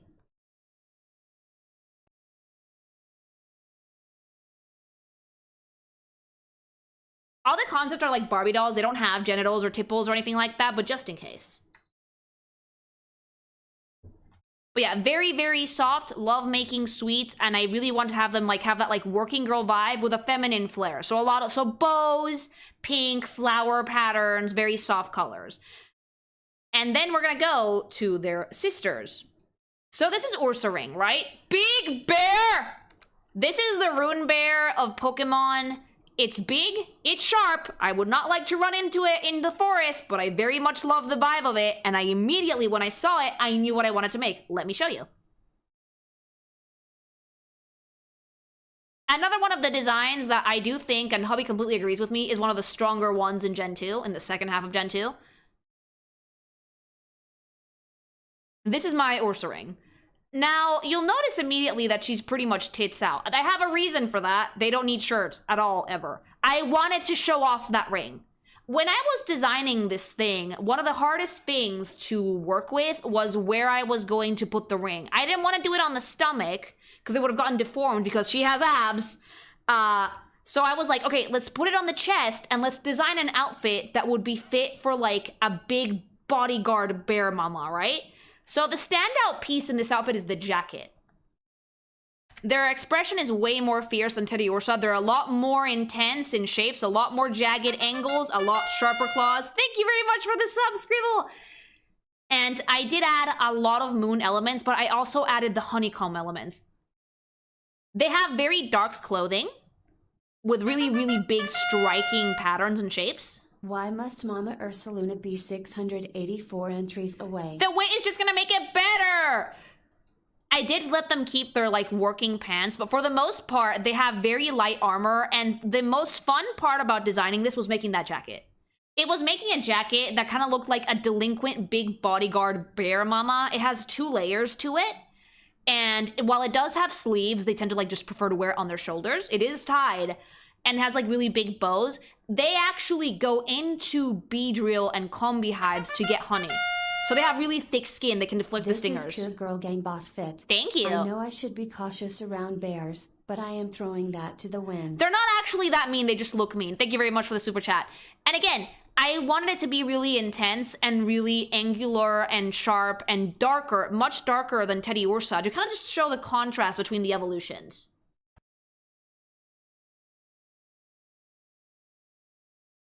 Because lore-wise, they have two jobs. Their main job is to find honey for Teddiursa to make their sweets with. So they break into bee drill hives a lot, and they're fine. They can tank that. Their second job is to protect Teddiursa shops from people who might be up to no good or might want to steal sweets. That's kind of their vibe. But since they intimidate customers, they're usually around the back. You don't see them in the shop because they tend to scare people away. They're very pointy. And I'm so, so happy with this design, and I love that jacket. How does a Teddiursa evolve into an Ursaring? I believe it is an Ardent Shift. I came. I saw MILF saw this and I came. Absolute cinema. Holy shit, Anom, thank you very much for the bits. That's incredibly generous. Thank you! I'm really glad you liked her. I had so much fun. I saw her and I was like, it is time. So now we're making it happen. And expect another one later once Fortune Weaves comes out. Eh, baby, thank you. But yeah, they're usually in the back. But they're very, very useful and very cool. How much money that? A lot! Super generous! Thank you, Anom. I love you. Thank you. Anyway, Slugma! Make the joke. Make the joke. Go on, do it. Slugma is fun because it's literally like a little slug made out of magma. The dex entry is ridiculous. A child wrote these. A child wrote these, okay? But they have a really cool design regardless. So in the interest of not burning off weens, I made this. Mine are just really hot slime. They're not lava. Teddiursa evolve us with gym membership. Thank you very much for the super chat.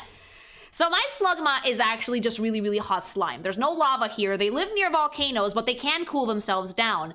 Immediately when I was making the design for her, I definitely knew I wanted no clothes, because similar problem to Typhlosion, they do run pretty hot. Not lava hot, but pretty hot. So I took inspiration, I went to Google, and I started looking at cooling lava flows, especially from volcanoes in like Hawaii, that have like the outer crust is still dark, but you can see the lava glowing from within. And that's what I use pattern-wise to make these. I use like that like cooling lava vibe for it, which looked super awesome. And I just gave them like very, very basic bikinis. Let me show you guys like the detail on these. And I also gave them like a very like intense expression with those like really, really big eyes. And most of the fiery formations, it's all slime. This is a construct. Would you screw a slime? I'd screw a slime. You can do the Slugma, but you have to be really, really careful because to do the Slugma, they have to cool themselves down a little bit. And if they cool themselves down too much, they could die. They could crack and die. So they only really do that with people they really trust. Thank you very much for the super chat. Slugma nuts. Every time. Thank you for the super chat. But yeah, this was a pretty simple design. It kind of designed itself. I wanted Slime Girl, I wanted lava, and I went for it. Potion of fire resistance. You'll be fine. They can cool themselves down for you. I don't aim for life with Musu bring me lava. Dear God, thank you very much for the super.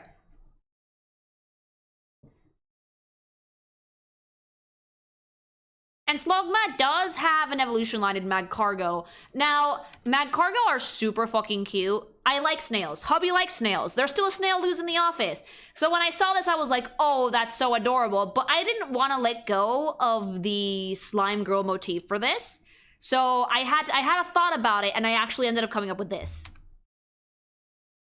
Most people think that Slugma's Gen 3. For some reason, but they're not. They're Gen 2. This is my Magcargo. So I definitely wanted to keep the shell aspect. They are a snail, but they're still a slime. So instead of being like an outright mollusk, they use their rocks as like batteries, right? So they can still walk around with those. They can actually travel because that keeps them warm. And the only thing I wanted to do clothing-wise was I wanted their slime hair to be longer to kind of match like the droopy bits on their faces. And I also wanted them to have a little bit more of those rock formations on their body. To give it a little bit more design, I framed the body, I played with the actual anatomy for silhouette, kept it very simple, not a lot of clothing, because the star of the show had to be the shell. So I put a lot more detail into like the shapes of the actual shell that they wear. Face is very neutral, very nice expression, just very simple. And they're droopy. They're still very, very hot, but they can cool down easier now, and they run less of a risk of dying because they have their rock on their back. And yeah, not a ton of stuff, but I definitely saw the volcanic inspiration and I took it. She looks so cute. Thank you. Damn girl, are you 18,000 degrees Fahrenheit? Cause you look hotter than the sun. They do run pretty hot, but they are fuckable, and these do travel. Most Slugma live near volcanoes and they don't leave. Magcargo do travel around. And they're very, very good natured, despite the heat. I like that you kept the Yoshi's face shape with the hair. I needed to preserve the silhouette. The reason the hair sometimes looks very specific shapes is because I need to preserve the silhouette. So I was like, I don't want to lose that like kind of like snail derpy face, so I'm gonna make the hair the actual a part of the silhouette. That they're fuckable. All of these are fuckable. All of them. Just some of them are more dangerous than others. So I actually made the hair a part of the silhouette, and this is something that works in any pose, so it does fit the rule. But they move slow though. I mean, you have a rock on your back. Swinub! I love Swinub. They're basically, they're mops. They are mops that have gained sentience, and they're super cute, and they do nothing but snore and scuttle around, and I love them. This was super easy to design. Let me show you what I made. A loaf of bread. A loaf of bread that's fuzzy. So, Swinub is actually naked. Let me elaborate. When I was working on the design for Swinub, I was like, this is going to be like Yeti levels of fur. What do I do with this? And then I remembered, because I saw a YouTube video of all of those little monkeys that like to hang out in hot springs that put like oranges on their hair and stuff and on their heads and stuff, even though it's like super cold out. And I was like, aha! Hot springs. I got this. So Swinub don't wear clothes because they spend most of their time in hot springs or around hot springs. And since they're so fuzzy, they're usually very warm. They don't need a lot of clothing. They're very chill. So I wanted to have like their face be like eyes closed, very soft expression, very pillowy, cushy, squishable, but very fuzzy. They do have hooves. They didn't need a lot, so the main things I wanted to add was like those hot spring elements, like the little wooden tub and the water and the towel on their head. Their little ears are right there. They do have ears. Mating press. But yes, Also they love do make good wives. Most of them live in or around hot springs, and they run hot spring establishments because people just love to go take baths where they're at. They're like the experts in hot water.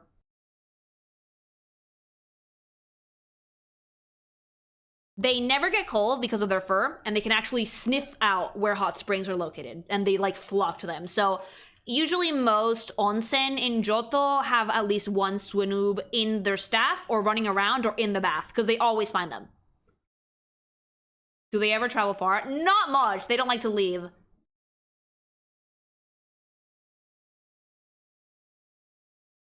And to everyone saying that this is just valid, I drew this way before Don Meshi came out. Checkmate.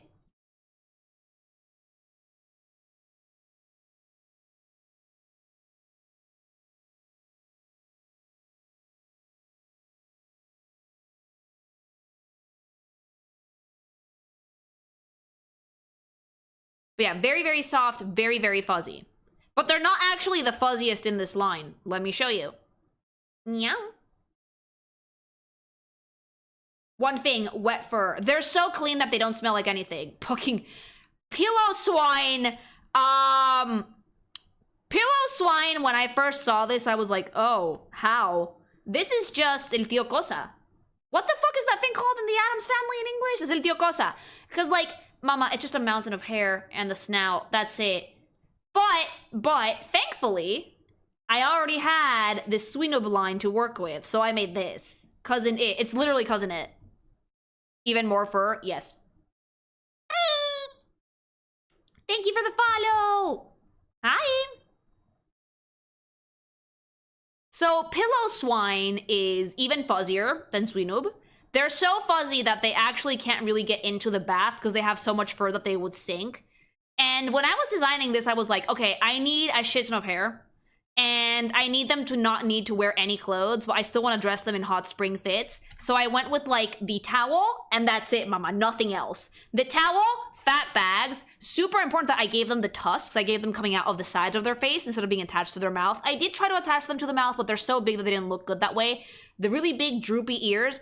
And I had to keep that kind of, like, U shape that the Pokemon actually had, while without giving it like fucking Giga Hunchback vibes. So I used the hair to do that. They're generally pretty large. That towel is holding on for dear life. Oh, if she flexes wrong, that's coming off. They're not in the baths, but they're around the baths because they like the warmth. So they're kind of like chinchillas and can't bathe normally?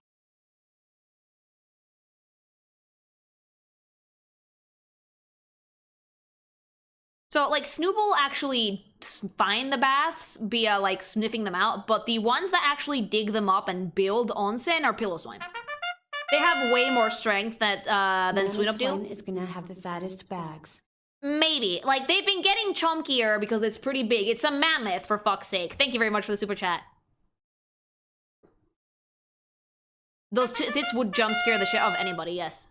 I must bathe, but I will drown. Yeah, no, they basically build onsen. They don't use them as much as Swinub, but they do build them. Mamoswine is not in this gen, so we're gonna have to wait till that one comes out. So yeah, with Piloswine design-wise, fuzzy, very, very fuzzy, like almost their entire body is covered in fur, and just onsen fit. Dead ass, just super furry and towel. No need for further clothing. One of the easiest designs in this gen.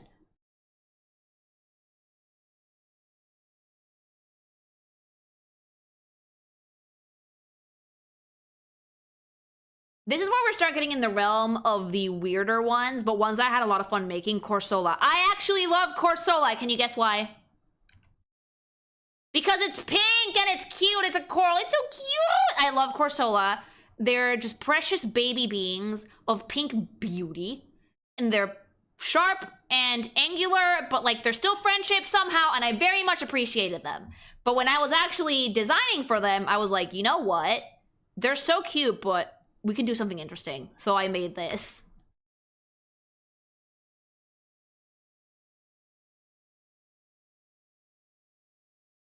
This is my Corsola. So for me, when I was designing Corsola, I was like, okay, I could just make a girl covered in coral, but that wouldn't be that interesting. So I wanted to preserve the silhouette, and in doing that, Corsola are literally sentient coral pieces.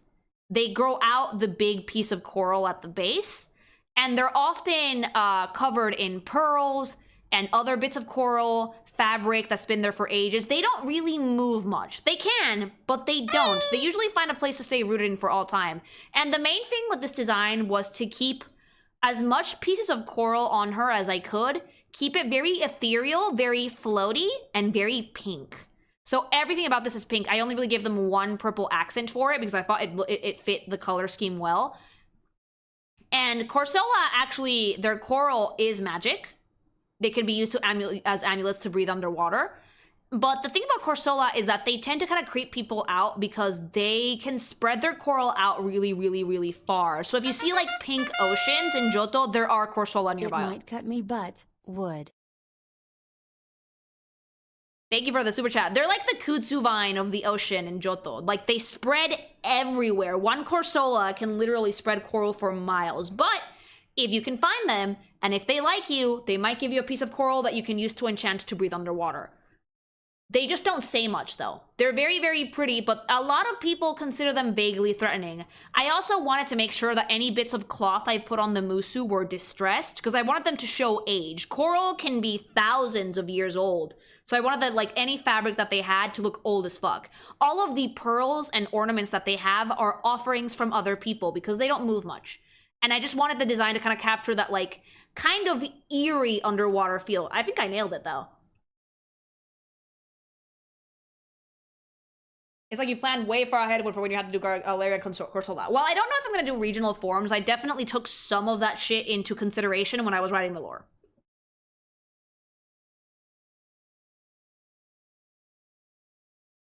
This Corsola can drown me and resuscitate me anytime. They will not drown you. They're actually really nice. Fun and fact chat. This is the only Musu so far whose threat level is listed as... Huh? Oh, yeah. That's because of the Kudzu thing. That's because they spread so far. It seems like they could become very passive-aggressive. They don't say much. They very rarely open their eyes. Like, it has one of, like, the few lewds that it's actually a pinup and not, like, someone trying to stick their dick in the coral, because I wanted it to look vaguely threatening. The pose is giving haunting. They can't really move. Like, I had a few ideas for concepts for Corsola. This was one of the ones that I liked, because one of the other ones I had was that their arms were made out of coral. I wanted to give them hands, but, like, I don't even know if I have it in the concept art, but one of the concepts I had for them was literally, like, arms made out of coral, and the ones that worked the best was the ones that had, like, actual hands. For Galarian sister near River Ocean is going to be sad. I did keep that into account when I was writing the lore for these.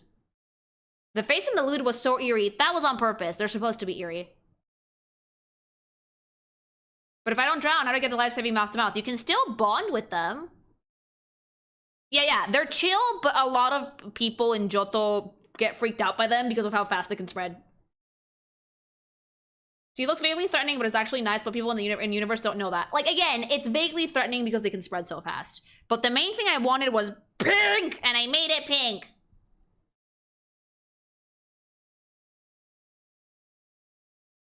Then we have, this is the evolution line that drove Wilson probably the battiest. The Remoraid line was very fun to make, but I knew immediately that I was going to hit a roadblock when it came to Octillery, because this is a fish that looks like a gun, and it does look like a gun, and it's super fucking cute, right? Your reaction to Galarian Corsola was precious. I did get sad. Thank you for the super chat. So this is a gunfish, right?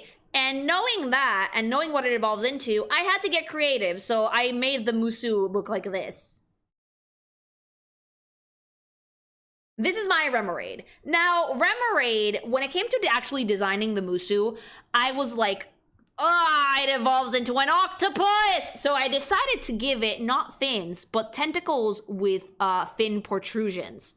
If you take a good look at Remoraid here, at the close-up, you will see that these are not at all fins. They can wrap around things, usually Mantine, and I gave it that way so that way when it evolves into Octillery, it won't be super weird. They have their horn, and they actually are some of the few Musu that have very westernized clothing. I wanted to give them naval military uniforms because they are a part of the military. They serve under Lugia. And they basically keep order in the oceans. They're sticklers for the rules, but usually pretty well-natured. And they have a very interesting anatomy because they do actually look like guns. They shoot water. That's like their thing, like pew pew. So when it came to making their outfit, I wanted something that was like a naval uniform, but not super complex because they do spend most of their time swimming. I gave them like the sailor collar, and I gave them a white shirt underneath. Easy peasy, really, really cute officer's hat. And also gave them a nice little red accent there to kind of like break up the monotony from a very, very cool color scheme, so it would actually look a bit warmer and be more interesting to the eye. Need a military fishwife. They're super stickler for the rules though. Like, these things have a stick shoved up their butts pretty far up, but they're nice. So Lugia is more modern. We'll get there, we'll get there. Is she police Lily? Yes, they police the seas of Johto. That's kind of like their thing in lore, is that they take care of the oceans.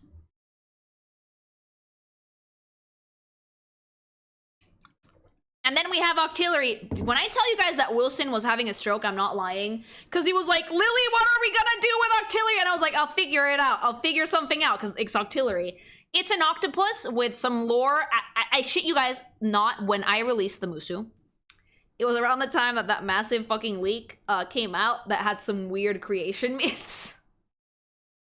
And I dropped the Octillery, and everybody was like, Lily, no! And I was like, I swear to God I didn't plan this. It just dropped at the same time. But yeah, Octillery is a really funny little octopus because it has like 2 arms in the front and like 4 at the back. So it's weird. And it has a really dopey little face. But I'm going to show you guys what I actually did with it. The Tanktopus, yes. It was bad timing or good timing? I call it good timing. This is my Octillery. Octillery is what you get when a Remoraid goes rogue. So they still have a naval uniform, but it's a little bit more tattered and they're wearing it more in their own way. I was thinking more delinquent when I designed this, a little bit more Jotaro from JoJo, if you could say. So I gave them a lot of spikes, a lot of ripped clothes and accessories, a kind of like bastardized version of their uniform, some bandages here and there. They're a lot more intense than Remoraid, but because they believe in their own brand of justice. So they're vigilantes. And I wanted to show that vigilantism in the outfit because it's still their uniform, but they're not wearing it the way that they're supposed to anymore. They don't care anymore. And they don't care about the serving any authority. They just care about their own personal brand of justice, and that's it. I made them a Scylla, but they still have mainly more tentacles in the back. So from the front, they almost look like they have legs, but they don't. It's still all tentacles. And I just meant it to make them a little bit more pointy and a little bit more like... What's he chewing on? Seaweed. Literally chewing on seaweed. And that's their thing, right? If they think that you're like an evildoer, they will gank you.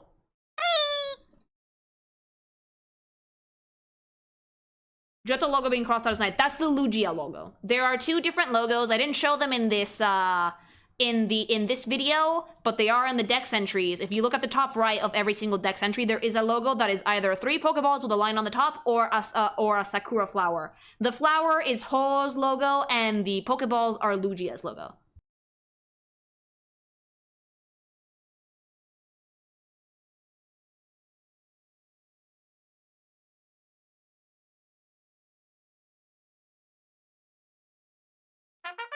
There is a reason why I picked those logos, but let's wait till we get to legendaries for that. Dad with her legs.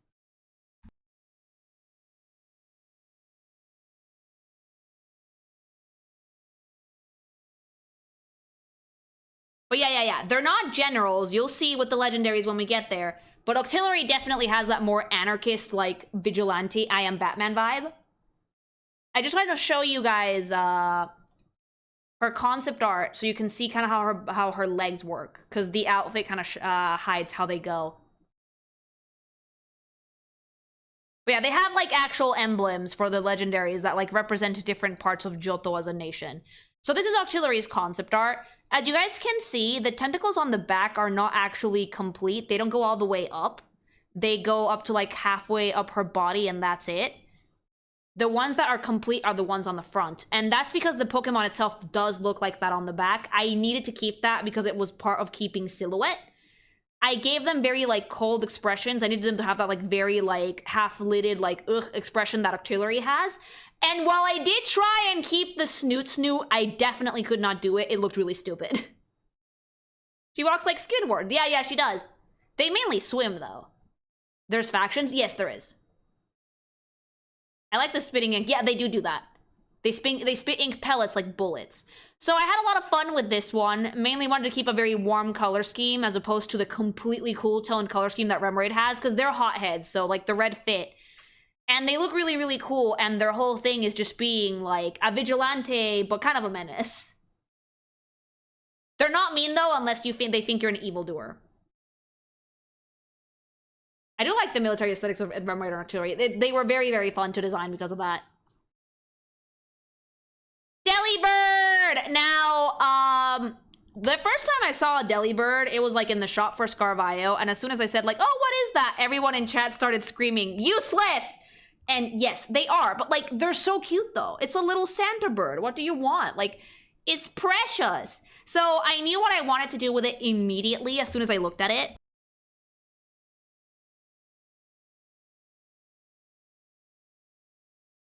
And my main design challenge with this one was, Santa's not Japanese. What the fuck do I do with this? But I think I came up with a really cool solution. Let me show you. I basically made a creamless Tengu.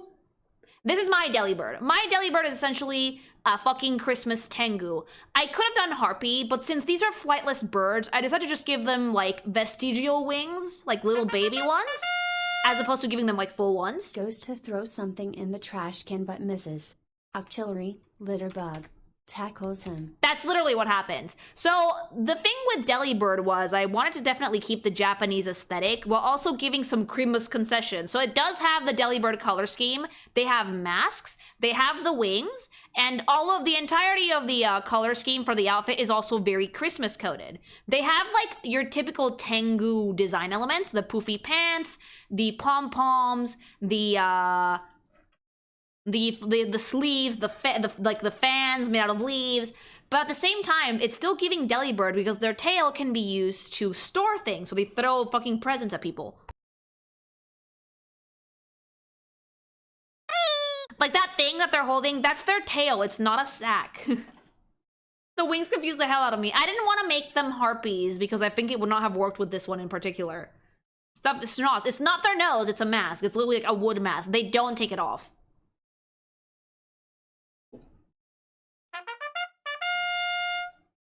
Wear a sack. What is with the text bio?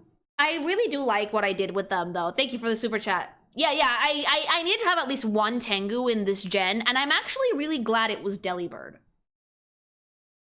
The mask stays on during sex. It does not come off. It's in the lewd. Wait, it's a tail? Yep, it's a tail. It's a tail in the Dex entry, and it's a tail in the Pokemusu. Please tell me one of the legendaries is a Harpy. Yes, they had to be. Can they gift explosive as well? They can gift anything. But yeah, the main design element was like making the Tengu bits.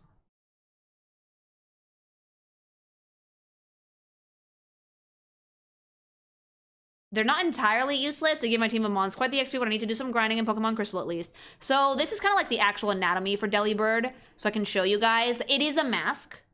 It's like an actual Tengu mask that has like the same like design elements as Delibird. It has like the Poke bits. And it also has feathers on the sides of it to kind of like give that illusion of like the fuzzy face. And there's the wings, and that's how the tail works as well. To kind of like show that they are birds, just flightless ones. Yeah, very, very little wings. They don't really work for much. Fat ass. Very, very big hips. I did do that on purpose. So is it a mask or does she just look at that? It's a mask. They never take it off. Never, ever. And I really, really, really love the way that it came out. I keep forgetting that it's the sack is the tail. It is, yeah, it kind of threw me off when I first saw it. And it actually worked really well in my favor because Tengu have like a lot of pom-poms and fuzzy things. And guess what? So does Santa. So that worked out really well.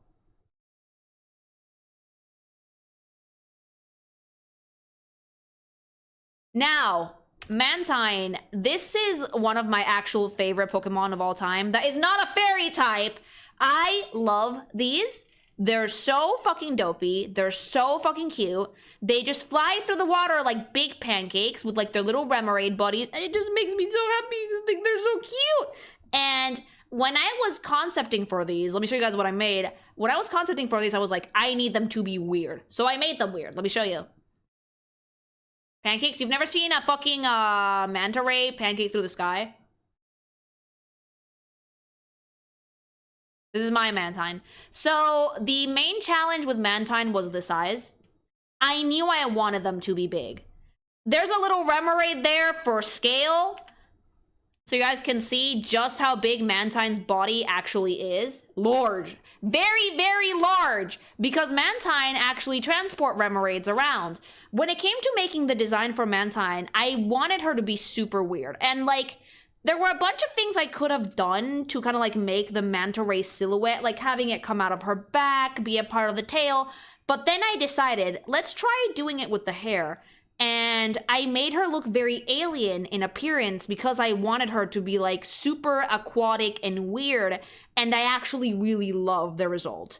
I dressed her like a kite though, because they're kind of like the airplanes of the seas. So instead of having a military or naval uniform the same way that Remoraid would, I gave her paper. A paper dress with like a wax seal-ish obi, some red details here and there. Draped pieces of paper-like fabric everywhere, and especially hanging off her back. Because the main thing I wanted was her to resemble a kite. It's an insane design. Thank you!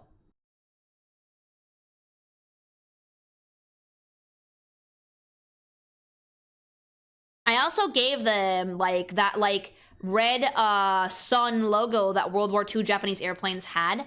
Kind of like a nice little nod to that. So it was basically a combination of making her look like a plane, but also a kite. Cuddle and Smash, they're very big. Giant woman. Yeah, the Remoraid is there for scale, and because the actual original artwork does have one. Thank you for the follow. And yeah, so this one was like a huge issue of scale. I think that's about as big as I can make a Musu before it starts like being aggravating. But I definitely wanted her to be large and very nurturing, very mommy. For someone who's like a fighter jet in a way, carrier airplanes, they're super sweet. They're technically not affiliated with the military. They just carry Remoraid around because they like it. They like to be useful. Imagine a human coming home to your giant wife. Some people have done that. I do have a human for scale there to show you kind of like how big Mantine actually is and what her body looks like under the kite dress. A bus, yep. A gigantic creature. So they love humans. Love, love, love, love, love humans.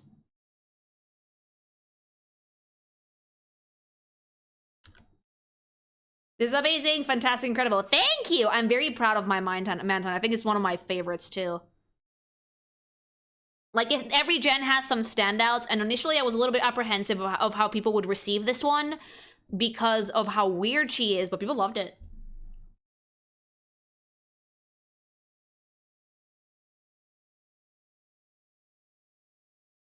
An absolute unit. Yes, they're very, very big. She's very pretty and unique. Thank you.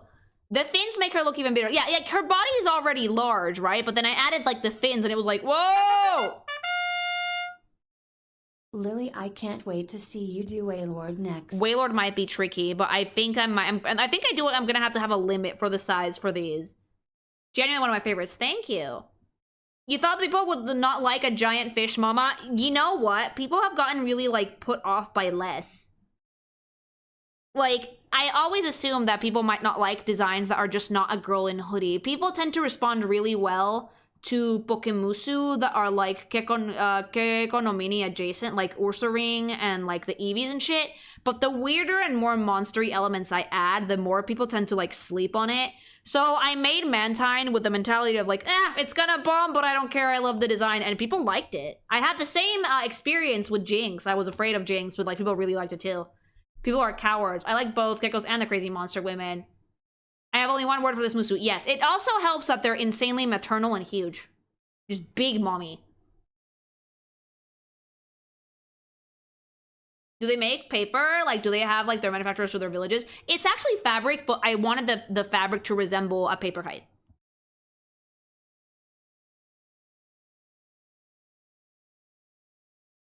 Skarmory, this one was actually very challenging, because of how the fucking bird is. It's a fucking butt plug with wings, I shit you not. But I do like the design for, like, a steel bird. I think it's very creative, because it looks like origami.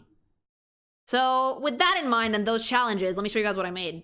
The metal boy. Eh, baby! Yeah, people also think that this one is Gen 3, but no, Gen 2.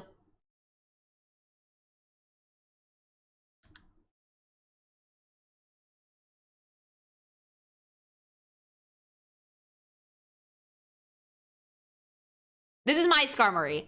So, the main thing I wanted with Skarmory was I wanted them to kind of like keep that really weird face, and I really needed the wings to stand out. So I made it so they paint patterns onto their wings in similar colors, so when they fly through the air, people can tell what their deal is. No kimono for this one. Instead, I decided to go with like a bodysuit with a really big obi and a lot of gold detailing. I did add some leather armor to one side of their body, because most of their body's coated in metal, so it kind of makes no sense to give them full armor, you know? Like I love the wing pattern. Yeah, thank you. a lot of dangly bits like the bows and the obi and the front of the dress. But for the most part, I just needed them to look aerodynamic more than anything else. And I needed them to be like very like have a really nice sense of motion, a really good sense of flow, because the wings are really sharp. So I mainly wanted them to kind of like have an air of grace about them. Jinx was actually one of my favorites you did Gen 1, and Mantine was my fave for Gen 2. Love that beautiful exotic look. Your bug types also are number 1. Thank you. Yeah, I had a lot of fun with them, and this one was also very fun to design. Once I got a concept, this one was fun to write. I got to reference sneaky pebbles. For this case, it's more spikes. Well, you fucking snuck in references everywhere, which was very fun. This one was very fun to make and to dress, because when I came to making the outfit, I just wanted to make something that was like a bit more unusual than your run-of-the-mill kimono. The wings are so pretty. I think that for me, the focal point of the design had to be the wings. That's why I gave them really cool patterns. That they paint them themselves. And I did manage to keep like the really, really weird face while still giving it hair and still making it look cool.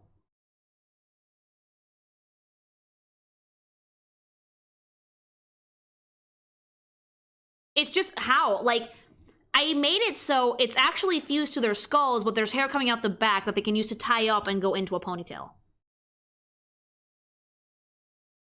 Yeah, like when they tuck their wings in, it does look like a kimono. That's kind of like the magic of it, you know? Kind of looks like fans. That's the point.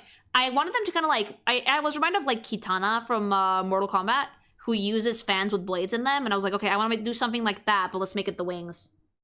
How do they paint their wings? With their mouths and feet. Or someone else paints them. If they have a partner, the partner helps. The patterns on the red wings are chef's kiss. Thank you, Wilson! Wow, it's beautiful. Thank you. I'm so happy that you guys have given the project so much love so far. Thank you very much. There's a lot of like research work that goes into these, so I'm happy to see it paying off.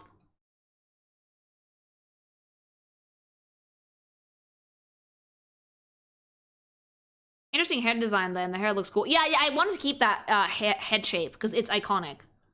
Here's actually the concept art for Skarmory so you guys can see what her hair looks like from the back. You might notice that there's nothing growing out of the top of her hair, so they grab the hair on the bottom and tie that up. And that balances the design out so it doesn't look deleted bald. All of those fucking like, oh, I did insult this. Oh, whoops. Sometimes, don't read my notes. Don't read my notes. Sometimes I roast them a little bit. Sometimes I roast them a little bit. But yeah, that's kind of how like the face works. Kind of like a fan dancer. Exactly. But a fighty flight one. What the fuck is this? You saw that a lot. Houndour. Okay, puppy. Not nice puppy. Very cute puppy, but not nice puppy. These were really fun to work with until I thought like, oh god, wait, what are those protrusions? Is that bone? But they were very cute, so I immediately knew I wanted to make like a baddie. So I want to show you guys what I made.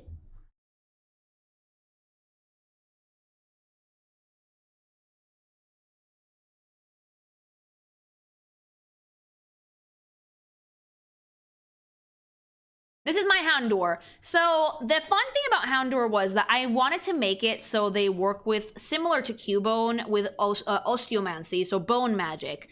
So I made it so that they can grow those bone-like protrusions themselves. They're a part of their bodies, and they use them to basically decorate themselves, right?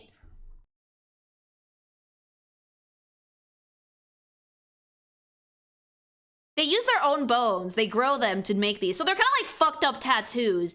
And when it came to making their design, I wanted bones to be a present element everywhere. I definitely knew I wanted to work with red because there's like some really nice warm undertones in the actual Pokemon.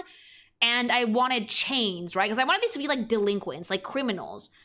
Like chains that they broke out of or got out of some in some way. Very wild, very intense, spiky hair. But, like, they still look cute, and that was, like, the challenge, right? To, like, keep it looking adorable while preserving that, like, fucked up element of the bones. You made the puppy a bad bitch! I did, and that was the point. The point is, like, to make Houndour an actual baddie, right? Because they are. The kimono pattern, red and black with the bones is fire. Yeah, they're also tied to fire as well, so it was very fun to make this and actually, like, capture, like, the essence of that evil puppy. Woodletter, Bone. They're not nice, but they tend to be more criminals than anything else. And they usually move in packs, too. This is actually the concept art for Houndour. Let me show you guys real quick. So I can show you guys how they work with the bones.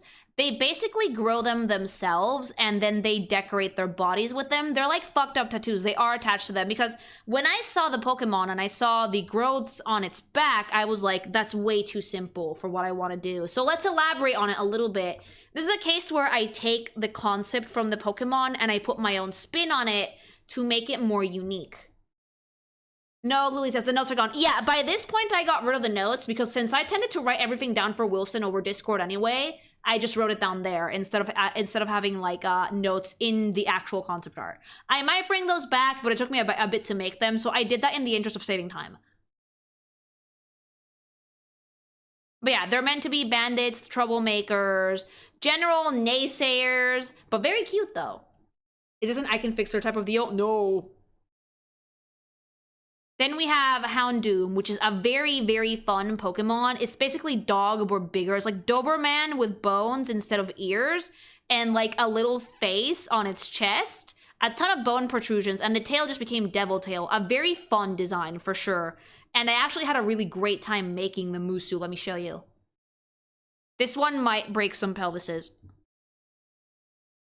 Now, in the interest of your own safety, let me show you this and tell you that it's a dangerous one. So this is Houndoom. Houndoom, I needed to elevate their delinquency up to like actual boss bitch, like actual mobster types of vibes. So I went with a very elaborate kimono. I kept the bone patterns, but I added thorns. I made the design way brighter, and instead of making it like a very demure and conservative outfit, I left it open. Also gave a lot of decoration to the horns in the way of chains, makeup. I still kept all the bone protrusions. They still have the bone protrusions, but they are a little bit more subtle about them. They usually have only like a big protrusion on their back, and that's it. It actually acts as a tie for their obi. I don't know if you guys can see that back there. I made it fur-lined, similar to Ampharo's, but not nearly as aristocratic, more wild. I give tribute for my all-time favorite Pokemon. They're dangerous! I actually have the, I think I drew the kimono out somewhere. Let me see if I can find it. It was at this point that I started actively doing concept art for the outfits as well. Barking like a dog. Chat! But yes, thank you for the super chat. Did I stutter? No. If evil, why hot? They can, like, burn you forever and you will die. The danger is a challenge. So yeah, like, they definitely need a wilder vibe than Houndour, but an elegant vibe as well.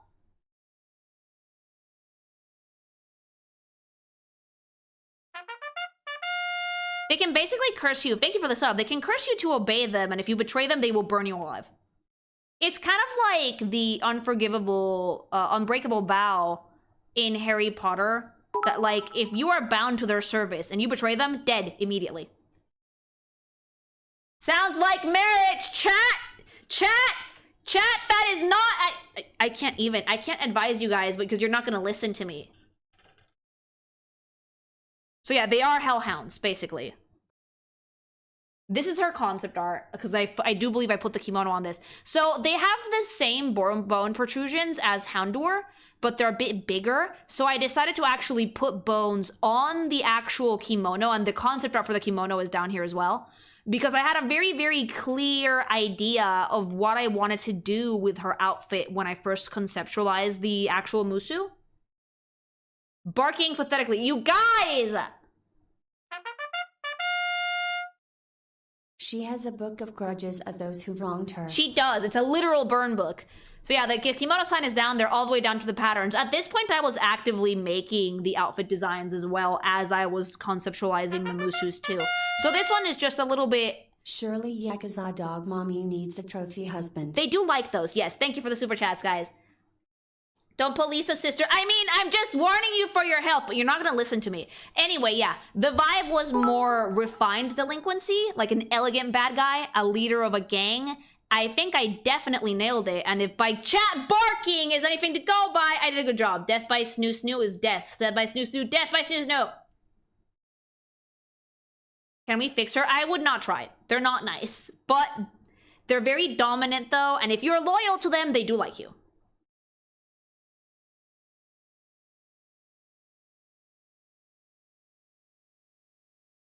Yeah, you should not want to fix her.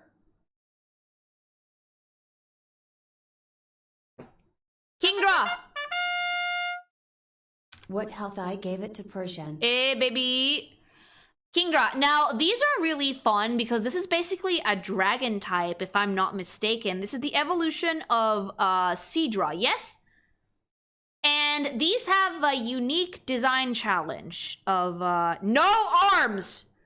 They went back to no arms. Like, I actually did have to fuck with that when I was working with the initial, with Horsey evolution line. But I was like, you know what? I did it once. I can do it again. So I made this. Vacuum mouth, too. We did not use the vacuum mouth. No horse mouth. No horse blowjob. Let me just move that out the way. This is my Kingdra, okay? So with Kingdra, since I didn't want to make them just like nubbins, I did decide to give them some form of arms, but I made them fins. So they're not actually hands. They can just use those to get around the water. They're pretty powerful as far as Musu go. They are dragon types. And this is another one where the outfit is half Japanese, half vaguely Asian. Because I wanted it to be very flowy. And very, like, billowing, and something that would look really pretty underwater, you know? The mouth being a horn is very smart. I had to, because I tried, and I was like, you know, it would not have worked. So, I went with the actual shape of the Kingdra being mostly on its head, with the fins being the ears, and keeping, like, the horn silhouette very, very crisp and clear, so people could see it's still Kingdra, but I'm not gonna do the snoot for the mouth. Definitely was not gonna work. I kept it also like a very like accent colors were black and white, which looked pretty cool. And I mainly kept the kimono pink as a point of high contrast with like the very, very blue skin because any other color would have not looked right. Kingdra was difficult to conceptualize because of the no arm things, but the outfit was trickier because I needed something that would look very grand. It couldn't just be like any other Seadra or Horsey. It had to be fancier because this is a dragon type. They are rare. So they have more ornamental jewelry. They have a lot more dingly-dangly bits. Their sleeves are bigger. Everything's more billowy. It's more ornamented. It's more accentuated. It has some Western concessions like ruffles, but for the most part, Kingdra just needed to look mystical. Like a mystical water dragon. The makeup also eats. Thank you. Founder of Johto. We'll get to that. We'll get to that. You did a bang-up job. Thank you. Let me show you guys the concept art for this one so you can see the body underneath the kimono. Sometimes I do think that sometimes I'm like, oh, should I dress these? But the outfits add a lot. The outfits add so much. So this is Kingdra's concept art, and you can actually see the face a bit more closed up. So you can see what I did with the arms is that I kept them as those coral-like protrusions that she has on her back. I decided to use those on the arms as well. So it would go back to Horsey, because Horsey had something similar, and Seadra did have weird flipper arms, so I just combined the two to make this. Gorgeous. Thank you. Is there a place to see the concept art? So far, the concept art is only available in my personal files because I don't like to post sketches, but I do put them in the Discord occasionally. But yeah, they look commanding because they are commanding. I like what you did with the fin arms. Thank you. Definitely a tricky design to put together, but I'm very happy with it. I'm gonna give myself like a little stretch break because I've been shrimping. My neck is stiff! Are you guys having fun?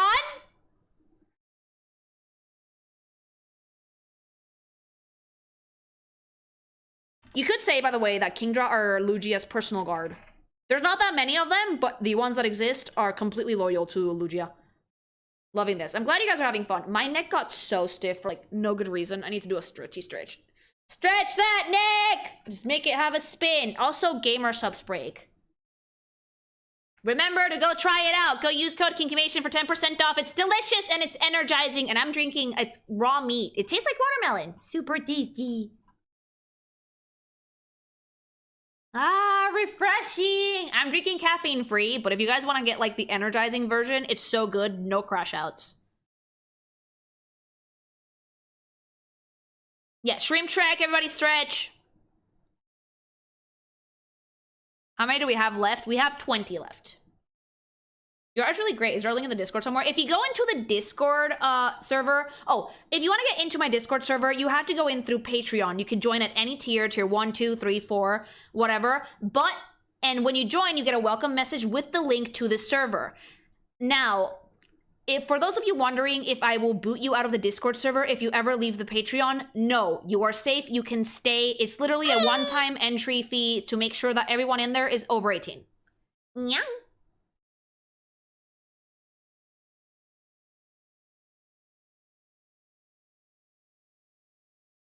Okay, we can resume.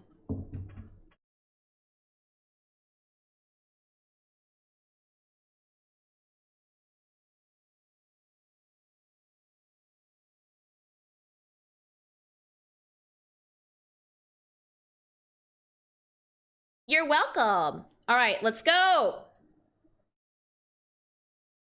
Phanpy! Isn't it cute? I love Phanpys. They're like the cutest thing on the planet. Super cute little baby elephants. And I knew that I wanted to do something really cute with them, but like something really fun too. So I think I came up with a really cool concept. Let me show you. Round! Thank you for the follow.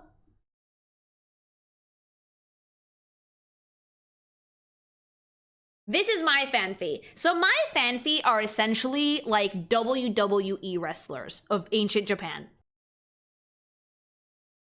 They're Japanese wrestlers. This is a thing, by the way. I actually took modern inspiration from this, from like actual Japanese girly pop wrestlers. So I wanted to make an outfit that was gaudy, garish, bright, form-fitting, and fit for the ring, baby! Because Phanpy's whole thing is actually rollout fights.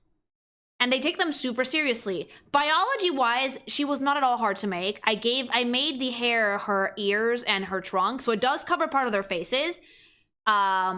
I had a lot of fun with the makeup too. This is one of those outfits that I immediately knew I wanted a shit ton of color, but I had to balance it really well. So the motif for this one was rainbow, but every single Phanpy has a different stage outfit.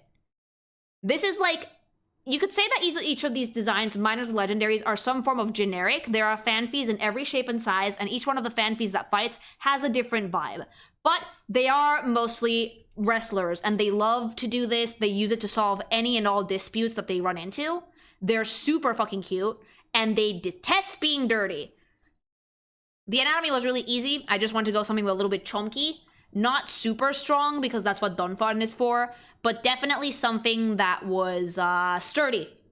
Massive bags. Gigantic bags.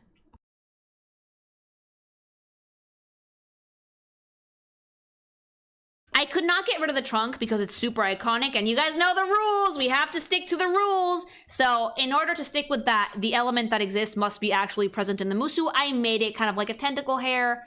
It's part of their face. Can they move their hair? Yes, they can. Let me show you. This is Phanpy's concept art. To kind of like show how their hair works. I also added some other concepts. When I was working with Phanpy, I had two options. Put the hair on the trunk on the front or the trunk on the back. And while I did like the trunk on the back, I kind of felt like it broke silhouette, so I didn't make it go in the front of her face. But they can move it. They do have two eyes. And they're very chunky.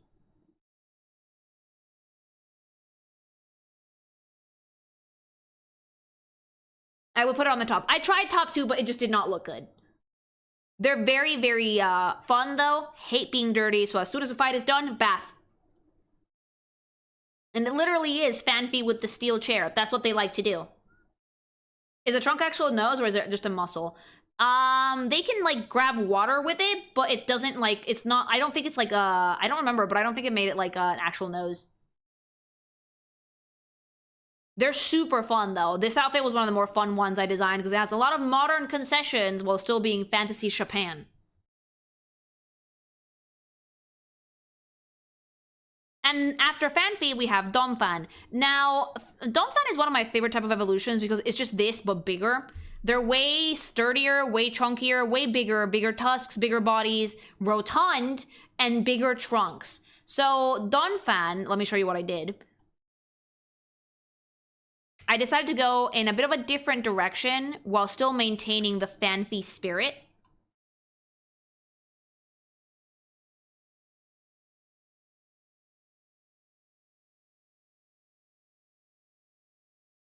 So this is what I did.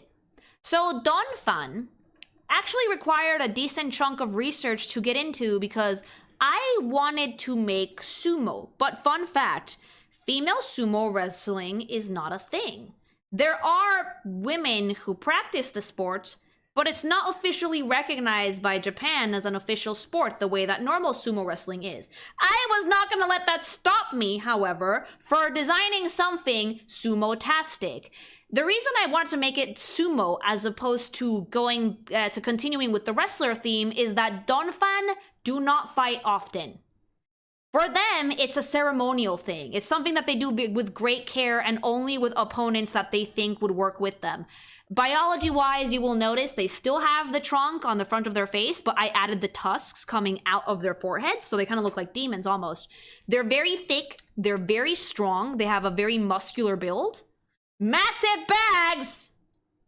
And a lot of makeup. I didn't want them to wear a lot of clothes because sumo wrestlers don't wear a lot of clothes. So this outfit is actually the ceremonial outfit that some sumo wrestlers wear. Not all of them, only the ones that have really high rank and status get to wear fits like this. Like with the big ornamental rope with like the paper elements.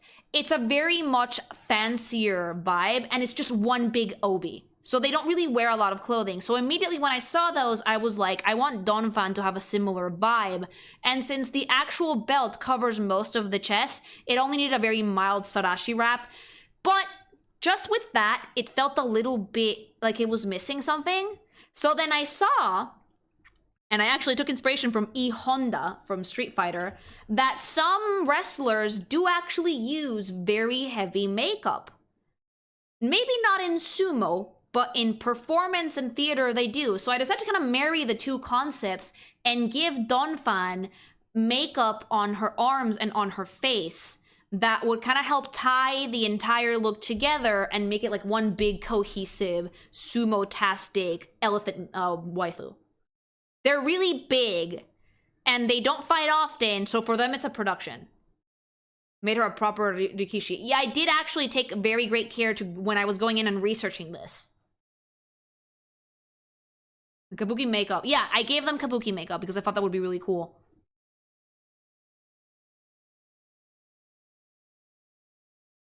There are no gyms in the Pokemusuverse. I made it as far removed from Pokemon as I possibly could in some ways. So some people do, some Musus do stuff for sport, like Phanpy and Donphan do, but they don't have teams to fight. It's more like an RPG party.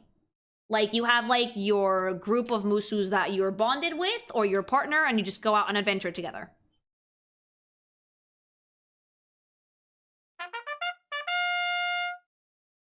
Even though you already passed them, I loved Girafarig Muso and especially my girl Heracross as Guardians and the Kamen Rider references. Thank you, and thank you very much for the super chat. What does it mean, like a regional competition for badges or like a place people go to work out? It just depends, really. But yeah, there's recreational fights, but not every Musu is into it. Donphan is one of the ones that is, though, and I'm so happy that I managed to land such a strong concept for her, because when it came to making Japanese things, I want a little bit of everything, so I jumped at the chance to kind of like embrace any research I can do into the art of sumo to actually make this one. They say that all Pokemon are created equal, but you look at Donphan and you look at Unova Throw, and you can see that the statement is not true. See, normally you get one with another wrestler, you got a 50-50 chance of winning, but Donphan's a genetic freak. She's not normal, so you have a 25% chance at best to beat her. Then you add a matchup to the mix, best chances of winning a drastic go down. Okay. But yes, let's move on. Porygon 2. This is one of the ones where it's similar to Cleffa, that they don't particularly fit the aesthetic of the gen, but I don't mind it. They're basically Porygon that actually learned how to use more 3D mesh. And they're shiny and they're very funny. They look like rubber duckies. Let me show you guys what I made with it, though.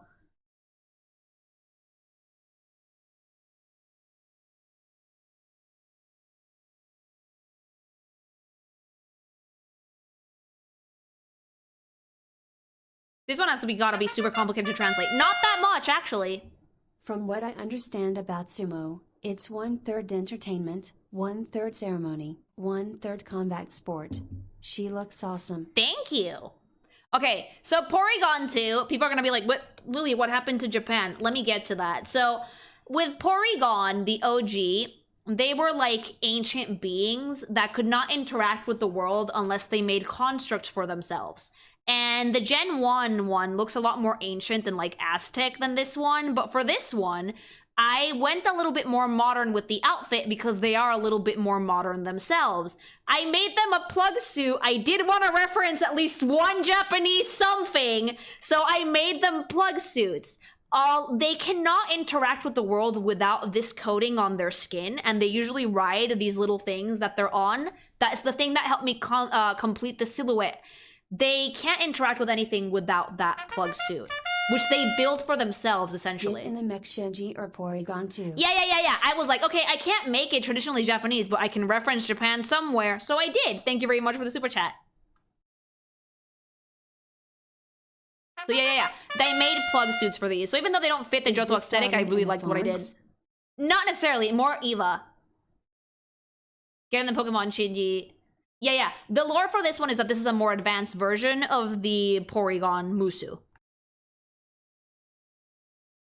So I'm going to show you guys the concept art for this one, because without the constructs on their body, and in this one, they don't have to be squares or polygon shapes. These can be whatever they want.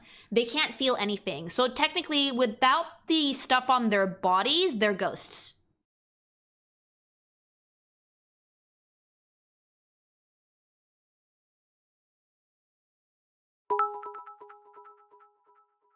They're like basically made out of like pure magic, pure mana. You mean pilot this robot? I know what I said. They're not robots though, they're just pure magical energy that gains sentience. But this one's just a more evolved version of it. They cover their body with the construct so they can actually interact with the world. Otherwise, you would not be able to see them. I wanted them to have like really big rounded ears, and just the plug suit was so fun to design. I was like, okay, what can I steal? And I went to like the Eva plug suits and I immediately designed one for her. And I knew that I wanted to keep it like super simple color-wise because it can't have any other colors because it's all the construct.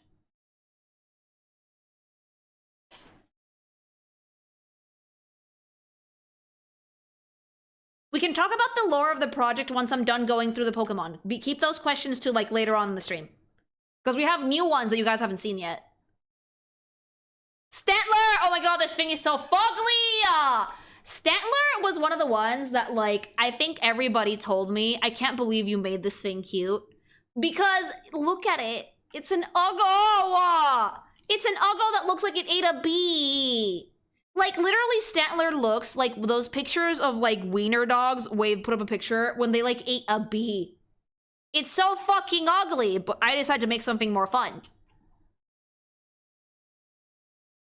The tail is, like, a full badonkey. I didn't bully them! I made the cutest thing ever! Look. Don't mock my child. I will mock your child. But it's okay, because look at mine. Look at mine! So, I wanted to make, like, forest mystics when it came to Stantler. So I used the antlers as actual decorative elements in the actual outfit, and I gave them really, really long sleeves, a lot of very drapey fabrics, and I actually used the antlers are kind of like anchors for amulets, right? So these are kind of like not quite shrine maidens, more mystics.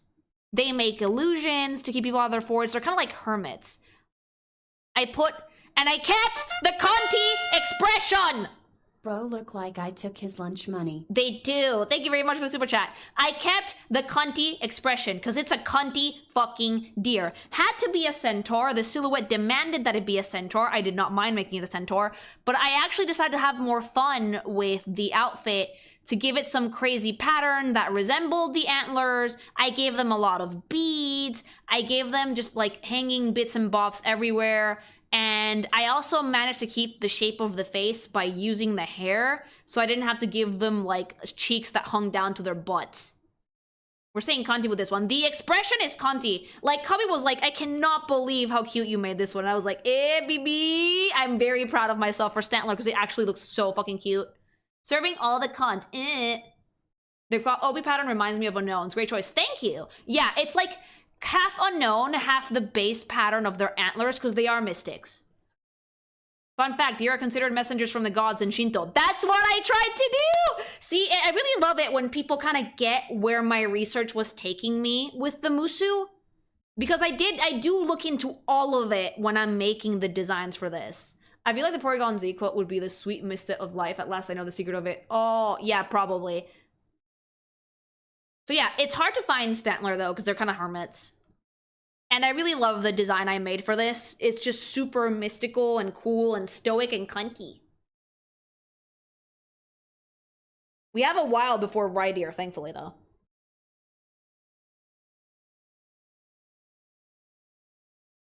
Smeargle, this one was very fun. I've always liked Smeargle because like it's just a dopey dog that paints with like their own fluids. Don't ask where they get the colors from, chat. It's weird, okay? But they're super cute. Very humanoid, which actually made my job fairly easy. Let me show you. Extra emphasis, chat, that's not paint. It's something, but it's not paint. So when it came to designing for Smeargle, I definitely did not want to go with like a traditional kimono for them, but I also didn't want to just make like a full-on craftsman outfit. I wanted something a bit cuter, right? So I decided to go for like a mix between something that was very girly pop, but still has the more craftsman silhouette. Because fun fact, a lot of craftspeople in ancient Japan were dudes. So most of the outfits I got for inspiration for this one were very masculine in silhouette, but I did not let that deter me, and instead decided to design my own uniform for Smeargle, using the very like wide shoulders of the craftsman outfits, but like giving it a tighter skirt and very much flared out at the bottom to kind of like connect that composition and make it just look super cool. I gave them brush patterns everywhere, in the obi, on the fabric, even on like the dangly bits on the back of the coat. And they're oftentimes like, they are painters for people. Nobles usually have them in their employment because they just make beautiful art. And the color of their not paint depends on their mood. I went with green because that's the one that's basic, and I actually contrasted it. I didn't want to make the outfit super neat either because they're artists. If you've ever met an artist anywhere that does any painting, they have like their painting fit because it will absolutely get destroyed by paint. So Smeargle are the same way. I really like what I did with it though, because I managed to make like a very craftsmanship looking outfit while still keeping some fantasy flair to it. And the brush patterns everywhere definitely were very fun to come up with. Brush patterns, like the jade elements on it as well. And they always have like parchment on them. They draw a lot. I had like a struggle when it came to making their hair color, if I wanted to make it like light brown like the ears or not. And while I did try a few things, I think that the white worked better. They do have that stupid horn. I didn't want to just make that a hat. Does she draw Dujinishi? They can draw whatever you want. How soft is the tail lily? Very soft, and like, but it's usually coated in their not paint. But yeah, they don't dip that in anything. They secrete that themselves. And it turned out so fucking cute, and so fuzzy, and so petable. Oh, Tyrogue! I actually call this one Tyrone so fucking often, and what is that? This is one of those mons that I saw and I was like, you're basically human, so I don't have a ton to do here. But fuck it, let's try. This is a baby martial artist. Well, not baby, but it's like kind of like the I guess you could consider it pre-evolution for most of the fighting types in a way. They're really just into their own martial arts. So I wanted to do something just very similar to that. So you're gonna see that the design is actually pretty simple.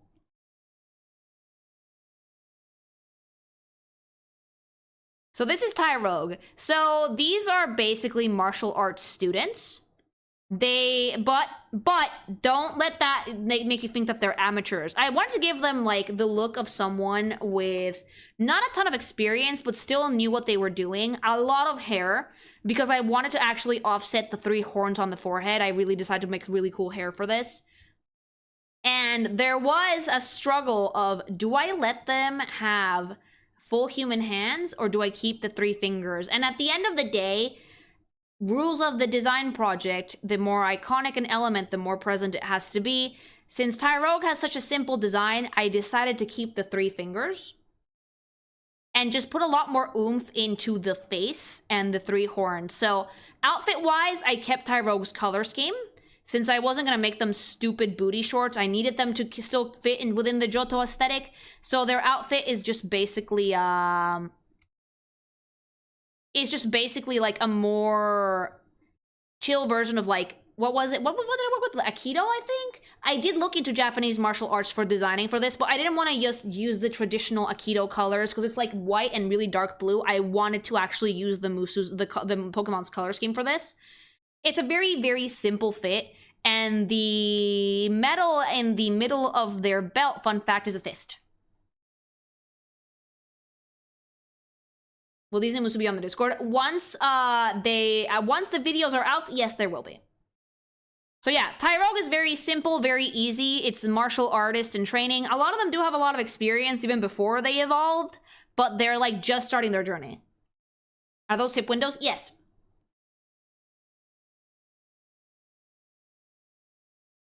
Hitmontop, I thought this one was gonna give me a lot of trouble because look at it, but it's so fucking cute. It's genuinely funny. It's always on its head. I always found it to be very charming. And when I was designing the actual Musu, I let my mind wander to animation. A lot. And you'll see what I mean when I show you the design. Hitmontop is very, very fun. So the actual Musu, let me show you. The challenge with Hitmontop was genuinely capturing the motion of the Musu. So most of the work with Hitmontop was in posing, believe it or not. When I was doing the design, I basically drew her upside down, right side up, and I wanted to see if I was going to animate this, how would I do it? So I basically put a lot of thought into the flow of this design because I knew that the movement had to be the most important thing. It is one of the most like Disgaea-inspired designs I have in this gen because everything about it had to basically work so if it spun, it would give it a shit ton of motion. I gave it really, really big spiky bracelets on ankles and wrists. It has literally fucking cone hair. It also has a really, really big spiky collar and those prayer beads that you can use to like really focus. And the actual like centerpiece of this is I did let them keep their patterns too, by the way. They're just like splotches of like blue skin.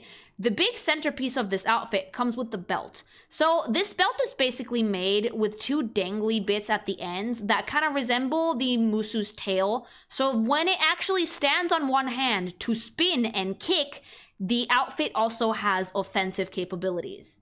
They don't have kimonos, they have like a shirt and pants and like bandages on the feet. Because again, the main challenge for this one was action in motion, motion in 2D. And it was genuinely such a good time to break this down to a way that if I put this into my animating software, I would know how to animate it. That was the most important thing to me. And when I made the outfit, I was like, I need to capture the motion. But just so you guys can see what she looks like right side up, let me show you the concept art. It's hype. Thank you.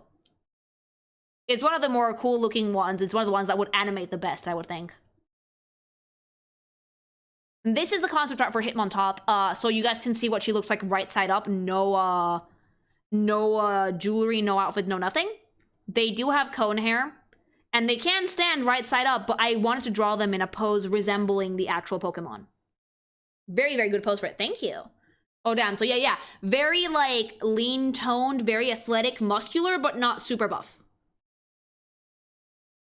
Cone-headed motherfucker. Basically, it is a tail, not a third leg. When I was designing it, I was like, wait, is it? And then I saw it right side up and I was like, oh, it's a tail. Okay, I can work with that. And I ended up coming up with like one of the best poses in the project. Can she spin? Yes, she can. But in order to not break their fucking skulls, they spin with their hands, not with their heads. Is the kind of vibe for Hitmontop, not strong but dynamic. Very dynamic. It had to have a lot of movement. Absolutely, it did. I never knew that was a tail. How? It's not a third leg. It's a tail. It definitely feels like the most complex pose yet. Will there be a Pokedex somewhere? I have it in my Discord server right up until Blissey, but it will be up. There will be a video for you guys to see play Smash or Pass. And if you guys want the actual Dex entries, they're in my Discord server. But the main thing is that there's going to be a video that doesn't have me talking over it. That's just going to be like a showcase. People can use it to play Smash or Pass or just go through the project. I thought it was a third leg. So did I until I went in to do some research.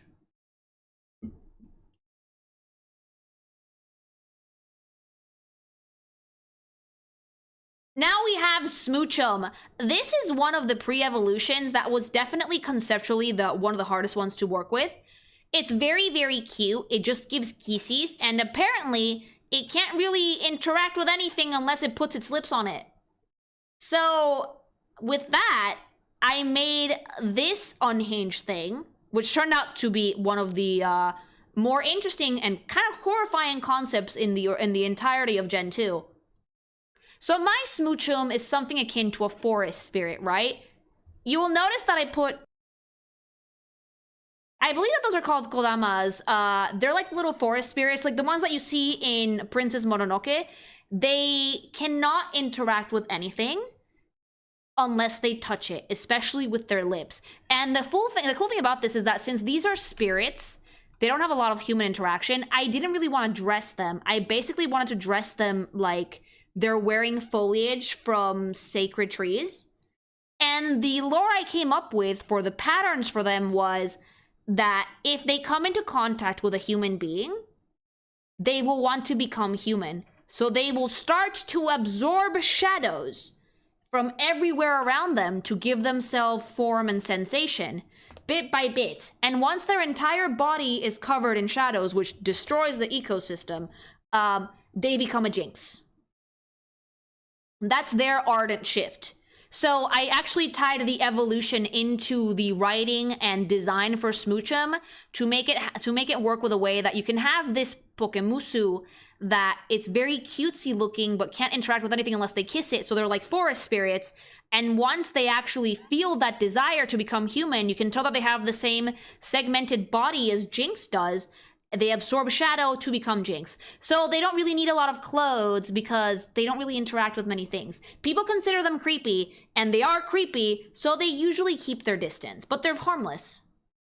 You made her like a ghost type, not a psychic type. They do have ghostly things, but they are psychic. That's disturbing. Would still smash. Baby! That's great world building. Thank you. The first gen Musu video is not out yet. I am working on the sprites so we can make one later down the line. We're gonna do Gen 2 first because that one's actually relevant and completed. So yeah, that's why I gave them such simple outfits. I just wanted to do like fall foliage and the kodamas and really, really big ropes to kind of like tie their outfits together. Didn't want to actually dress them much because I thought that would take away from like their kind of creepy vibe. Elekid! It's an egg.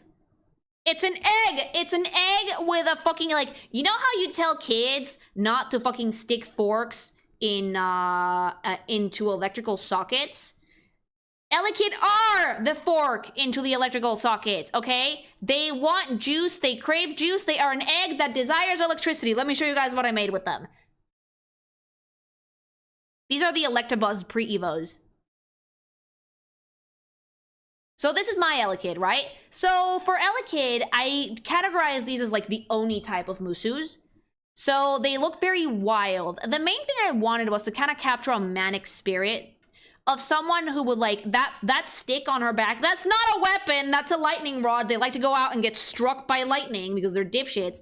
So I went with a very simple outfit that had like the fur, like very spiky fur to like look like it was shocked by electricity, but also very Oni-like, right?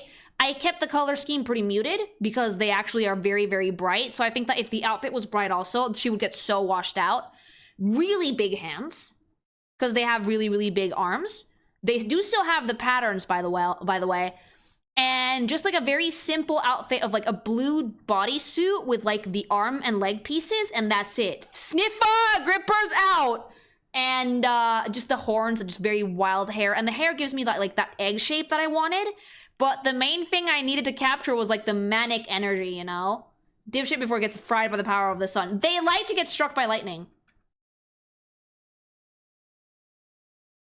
And like, they look like perpetually ready to go commit a crime. Cool outfit, great sleeve, big clawed hands, so cool. Yeah, that's actually their actual hands. They have yaoi hands.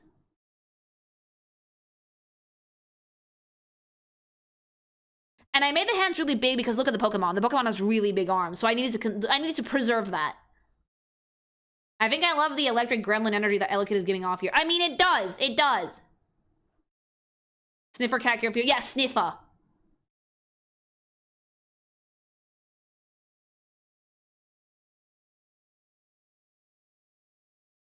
The lightning pattern on the Pokemon, by the way, it's still there. It's actually in the concept art. The Daps must go crazy. Oh my god, the Sniffa emote. Yaoi hands. They have really big hands. So let's see if I can't find the concept art. Here it is. These are the patterns for Elekid when they're not dressed. So they still have that like lightning bolt and those like stripes on their arms and on their back, and those like things on her feet, they're not socks. It's like the black pattern. I usually show the front and back for a reason, so that's like the Elekid concept art. I'm loving these Pokemon. Thank you. We're getting real close. We're getting really, really close to the new ones. She has the let's wrestle pose. Oh yeah, they're rascals.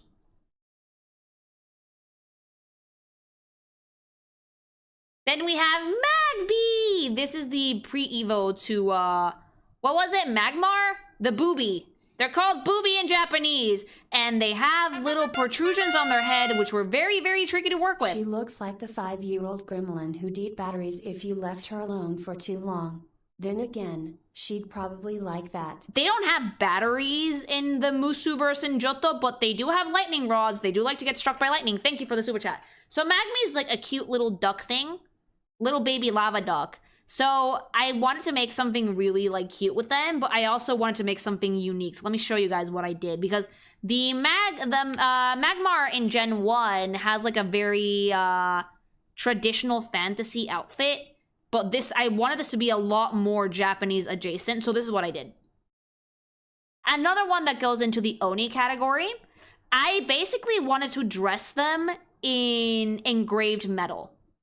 You know how in Kung Fu Panda, in like the second movie, the bullets that were like fired from the cannons, from like the big guns, had like these like little delicate engraving on them on the metal? That's basically what I wanted to do for her outfit, because Magbys, much like Magmar, hang out near and in lava a lot. So they like heat, so they need clothing that won't just melt off. So when I was designing the outfit, I was like, I want something that could still be very much Japanese, very much Oriental, but I don't want to make a kimono because it would just melt off. So I took inspiration from a lot of like Chinese and Japanese metalwork to make a kind of like armored bodysuit that they could wear in lava. Yes, also feet. This must have been hell to draw. It took me a bit. Like the full sketch work, like designing the outfit took me like 40 minutes. And then actually implementing it was like it was like an hour, because I had to like make sure that I got every single little baby carving right. Because I wanted them to look like billowing smoke clouds that would come out of a volcano while still very much maintaining that like metalwork flair. Enough talk, 10 out of 10 design, smash. Eh, baby! So yeah, it took a bit to draw, but I definitely loved what I came up with. The armor bikini is real. Definitely an armor bikini, but these necessitate the armor bikini because everything else melts off. From afar, because my eyesight's kind of bad, but my eyesight, the outfit kind of looks like charred rocks on her body. It could also look like charred rocks or volcanic rocks, but this is all metal, mama. And I also decided, in order to break the monotony of just like a black outfit and that's it, to give her some gold jewelry as well, and some bits of fabric here and there to kind of show off that she can still wear clothes. Where did the poofy ball come from? That's her hair. Her hair, she has it tied back in like a little rat tail that ends in a poof. But again, like, this is like a generic Magby. Magby can have any haircut, hairstyle that you could possibly want. This is just like what I would design like a normal Magby to be like, if that makes sense. Like your stereotypical Magby.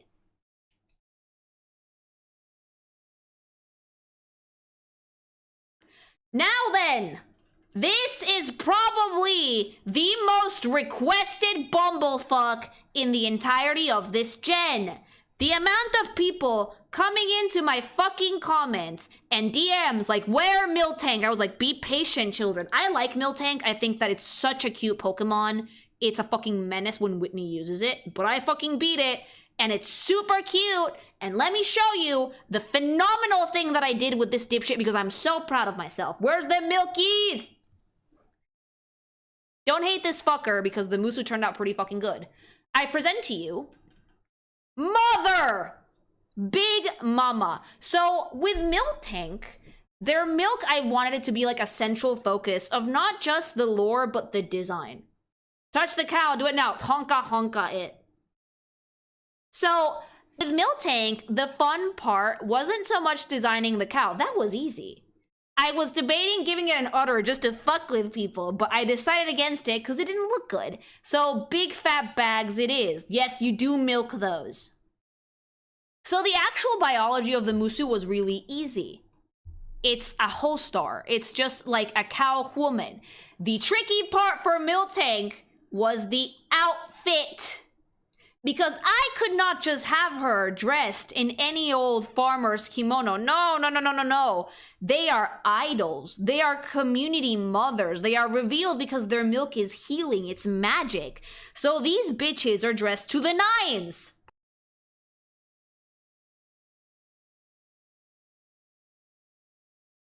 Their milk is dead ass like an Elden Ring fucking flask, okay? Any injury you have, healed. Immediately.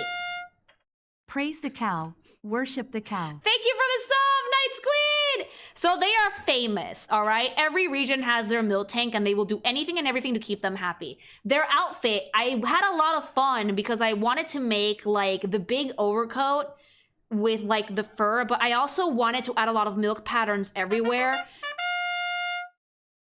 Lily, would you mind releasing the Pokemon from 243 to 251 soon? Once the videos are up, I will release them, I promise. They do have full dex entries, but I want to make these first. Thank you for the super chat.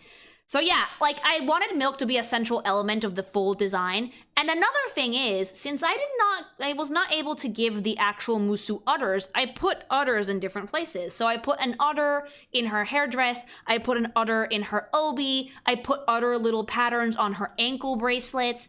The actual kimono has a lot of flowiness and peonies and very pretty feminine, like flowers, because like again, mother. And the color scheme for this had to stay super soft and super nice. And they're also wearing a veil. So it's not just that they have like their big kimono and that's it, because that would resemble Anfero's. And I was like, okay, I need something more. I also gave them a big veil on the back that also has the milky patterns.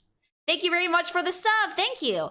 That face is making me feel. They're very mommy. They're very nurturing. A happy Miltank is a protected village, protected warriors, well nurtured and well fed. And they make a lot of milk. But yeah, like idol culture in Johto literally revolves around Miltank. Like they will like put up statues and praise them and bring them food, and they genuinely love their communities.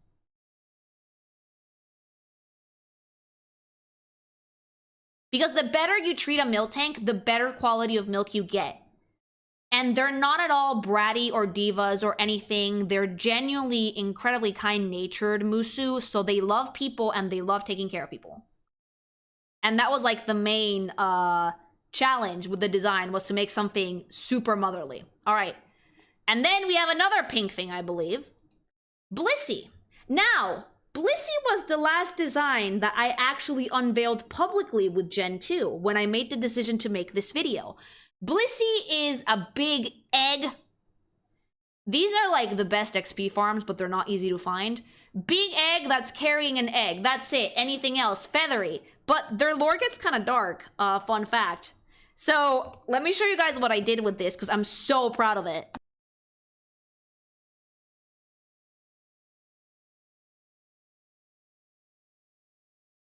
So this is my Blissey.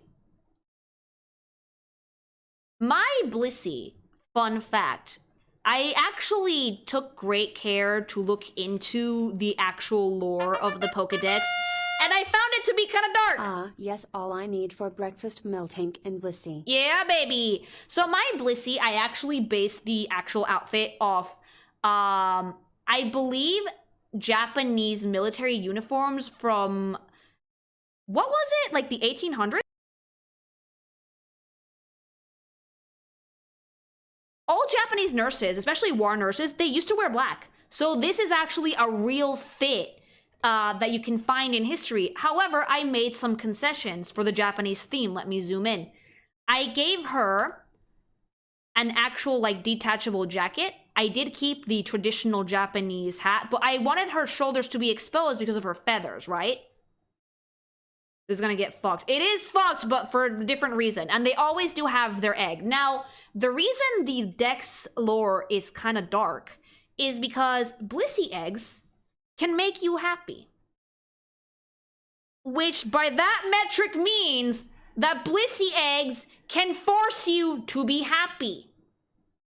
And a lot of Blissey know this, and you don't see Blissey very often, and there's a lot of conspiracy theories in Johto that the government feeds people Blissey eggs in their food and shit to just keep them placated.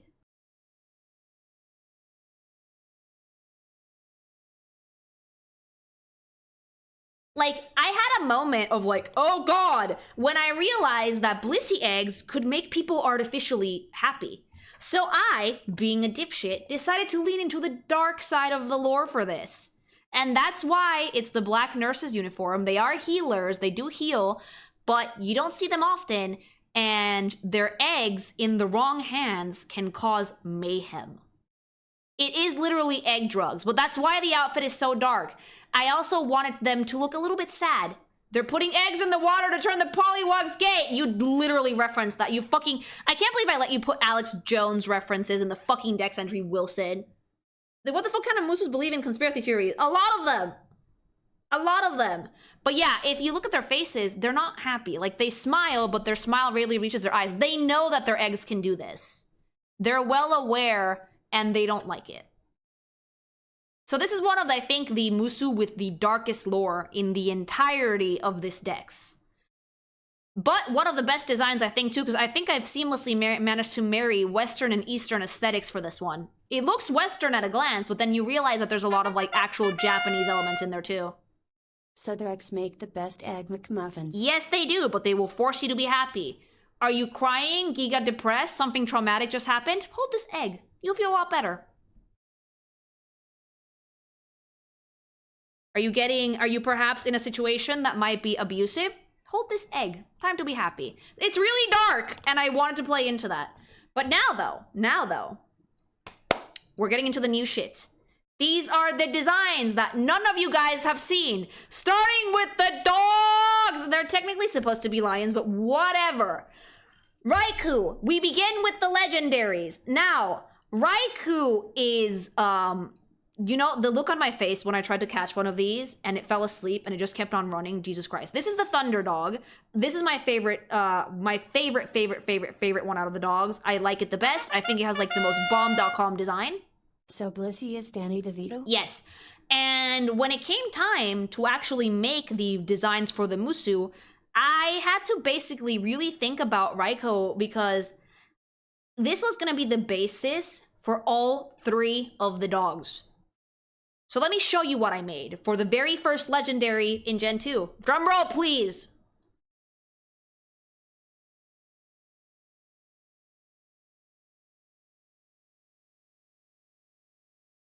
Attaboy, thank you for the bongos. This is Raikou. I'm gonna give you guys a minute to take the design in because you guys have never seen this before.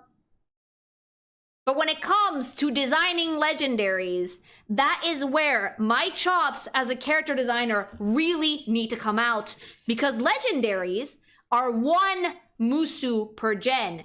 These are not characters that could be considered NPCs. No, no, no, no. These are actual characters. These needed so much design that they literally take almost twice as long as any other Musu. So with Raikou, I decided to embrace the Thunder God. And I gave them the big halo with the drums and drumsticks that they bang. They control storms. I gave them the same silhouette for the hair as well. And everywhere on their armor, there is storm clouds and lightning motifs. I like how you made the breast drums too. Eh, baby. I didn't want to give them kimonos despite the fact that they were gods, because they're very active presences, right? These are almost warriors in a sense. Like, they walk the earth and storms are fucking summoned in their might. It was one of the most cool designs that I came up with this gen, and when I was conceptualizing it, I immediately knew they needed to be centaurs. Because I tried making them bipedal, it did not hit that hard. They did not feel like fucking gods. Let me show you guys, because I have the concept art. Look at my Thundering Queen. She turned out amazing, and I had so much fun with the colors, the shapes, the concept work, the research for this mon, because it was a labor of love to even construct the armor for this. You've outdone yourself. Thank you. I'm gonna show you guys the concept art real fucking fast so you can see what I meant with the bipedal ones did not hit as hard. So, the initial concept was only 2 legs, and while it was very pretty, it was missing the oomph that made it feel like a god. And then I was like, you know what? Centaur is better, so we went with Centaur. That's the actual face there. Yeah, I see what you mean. Centaur is better. Sometimes you have to respect the silhouette, chat. Praise the Thunder God. Yeah, baby. Thank you for the super chat. Yeah, so when it came to the outfit, I wanted to make it like a warrior, a storm warrior, that when she bangs those drums, thunder strikes. And the most fun part about this outfit was probably designing the greaves and the arm bracers to look like thunderclouds with lightning. I had so much fun with the concept work for this, because it has a very, very strong concept. And then I also decided to give the mask very long tassels with like lightning at the end, similar to the tail, so it would have a very nice sense of flow even with the drum halo. That actually is a halo, by the way. That's not part of the outfit, that's part of the biology. And the actual dog body was really easy to make because the bulk of the work was in the actual torso and the hair. The hair, the way that Raikou, the Pokemon, is designed, was super easy for me to work with because all I had to do was marry that white and like lavender to make it look like her actual hairstyle. Very based on Raijin, right? You are correct. Yes, they are. And they are wild and dangerous gods. And these were all brought back to life by Hole, so they serve Hole directly. These are like her disciples, so in a way. Lily, you made me realize that I have a thing for girls with masks. I don't know what it is, but that mask is doing things for me. And all of the dogs have masks.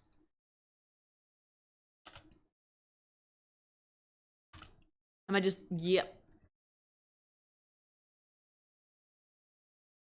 Did you take inspiration from the Trailblazer Blood for the drumsticks? No. I took inspiration from actual Japanese mythology. The common theory is that the beasts were evolutions before they were resurrected by Hole. Yeah, like the reason, like in the actual games, they were resurrected because they were trying to save people from that burning tower that got struck by lightning. So Raikou is the Pokemon that got struck by lightning. And this is only the first of the dogs. It's gonna get wilder, so let me show you.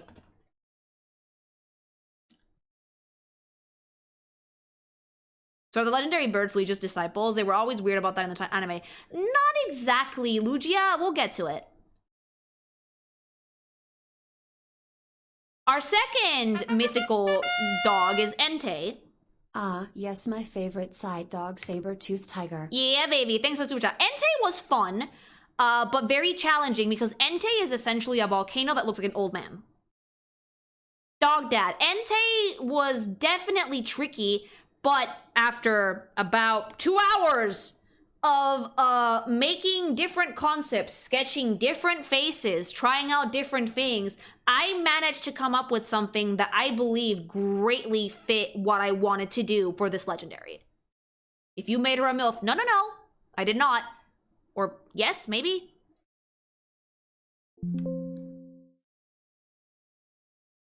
2 hours. Character design is a process. Some of these have taken me days.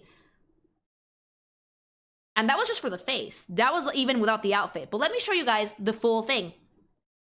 Drumroll check. Drumroll, please!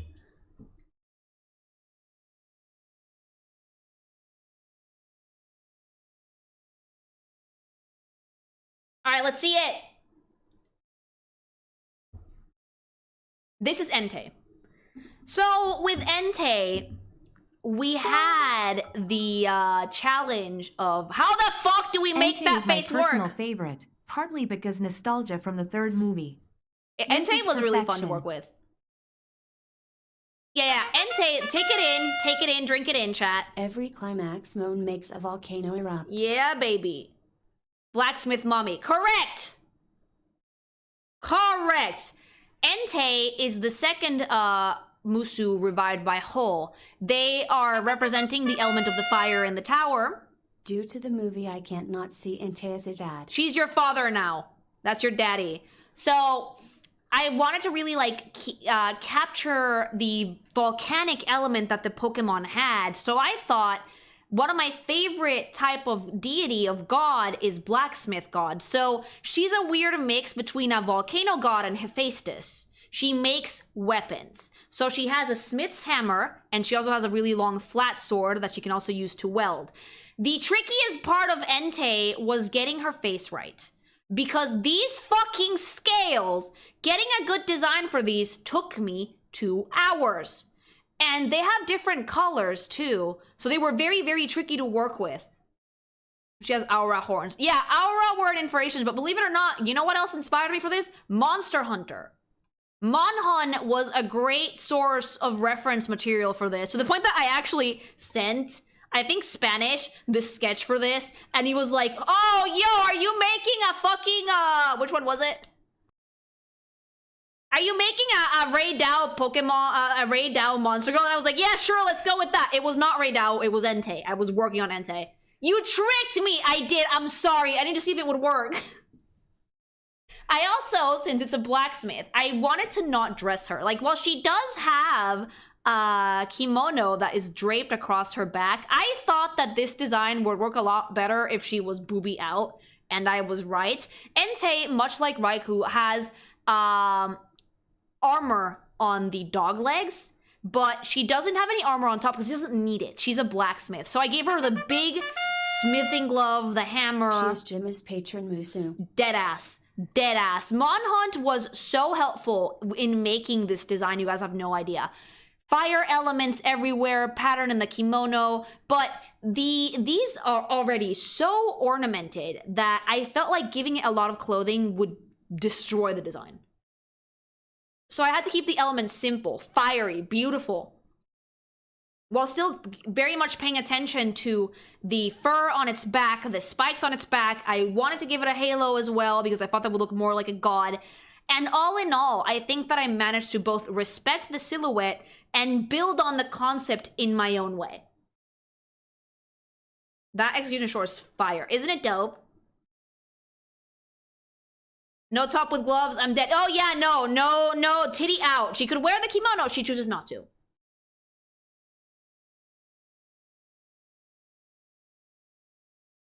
The main reason I decided to not give her a shirt is because that Entei's like neck fur looks like hair draping down, and I was like, oh, we can just mermaid this.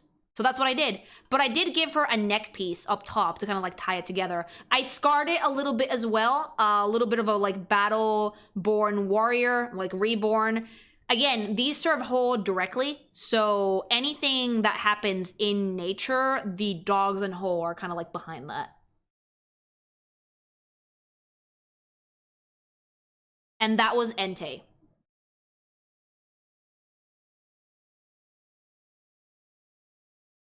Then we have Water Dog. What the fuck is that? How do I pronounce this, Sweet Queen? Suicune. Yeah, Suicune, I was very surprised when I found out that this was not an ice type. This is a water type. It looks like an ice type, but it's a water type because it's the rain that like put out the fire in the tower. This is the most graceful out of the 3 dogs. I think it's more slender, less stocky, very, very pretty, very flowy. So when designing the Musu, I had to take that into account. Now, if you would please give me a drum roll.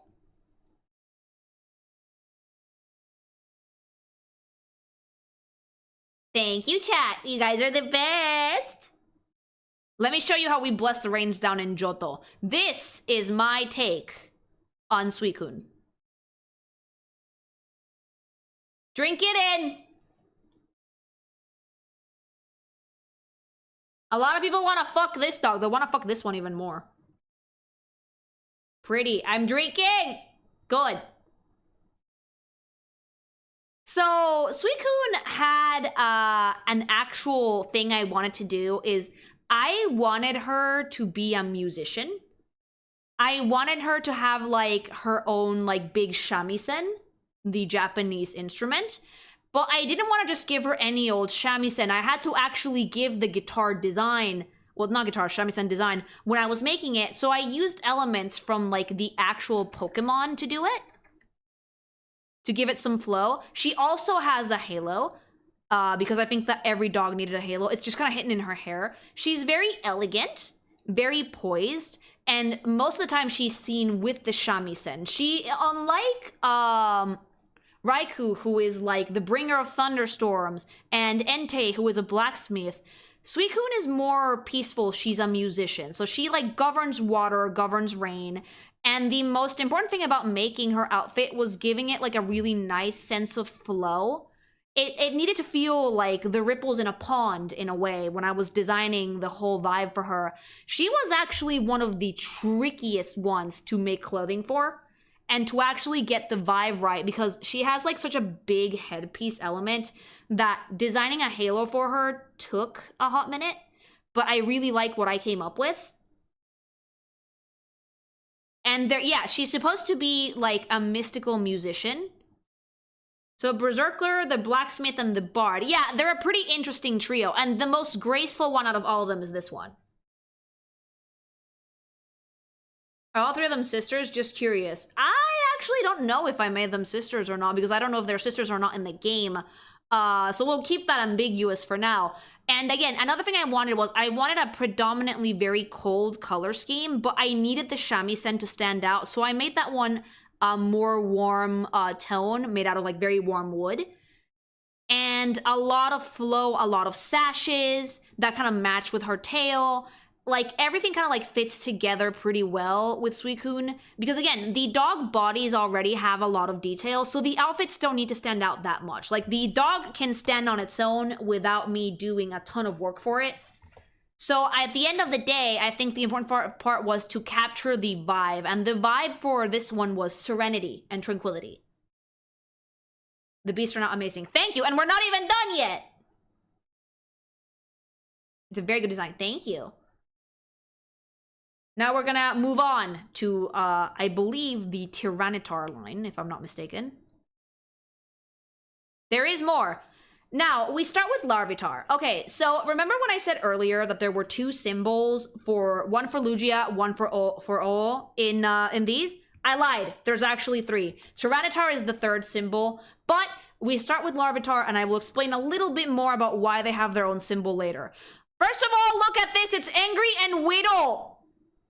It's mad. It's Amgi. Thank you, Lily. Suicune is my favorite of Legendary Beasts. She's gorgeous. Thank you. Angry and whittle. Okay, let me show you the Musu. Angry baby. I had a lot of fun with this line, believe it or not. Drum roll, please. So I see Lily, small and angry. Nuh-uh. Thank you. All right, let's go.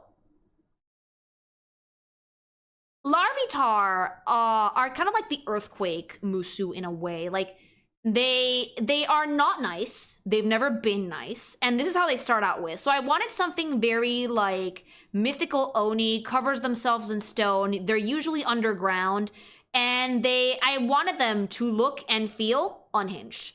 They're not super sane. they are also not nice at all. And they're not rare at all either. Like, it's not easy. They're rare. They're actually pretty rare. You don't see them at all. They were exiled by Mami Lugia, and they basically kind of like stay in their own devices. The reason they got exiled will be revealed later, but these Musu are basically very, very mad. When it came to making the design, I didn't want to dress them much. I gave them some rock bikini, almost as if they were starting to become Pupitar. And I also gave them pants and just a very simple sash. And I wanted everything to be like caked and covered with dirt and patterned with dirt because they're always underground. So all of their jewelry, all of their accessories, all of their armor is made out of stone to the point that the Musu itself looks crackled. They're made out of like rock. I like the Velociraptor claw. Thank you. I like it too. And they have like a little tail on the back as well. So similar to Steelix and Onix, they have like crackled skin. But unlike Steelix and Onix, they're not chill at all.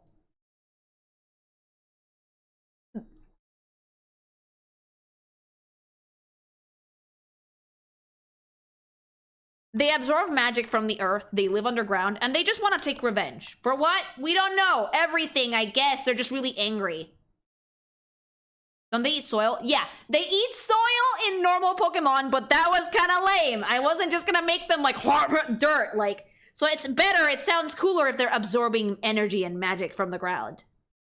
The raptor feet. Eh, baby, are they small? They're like normal sized, I think, at this point. Let's move on to Pupitar.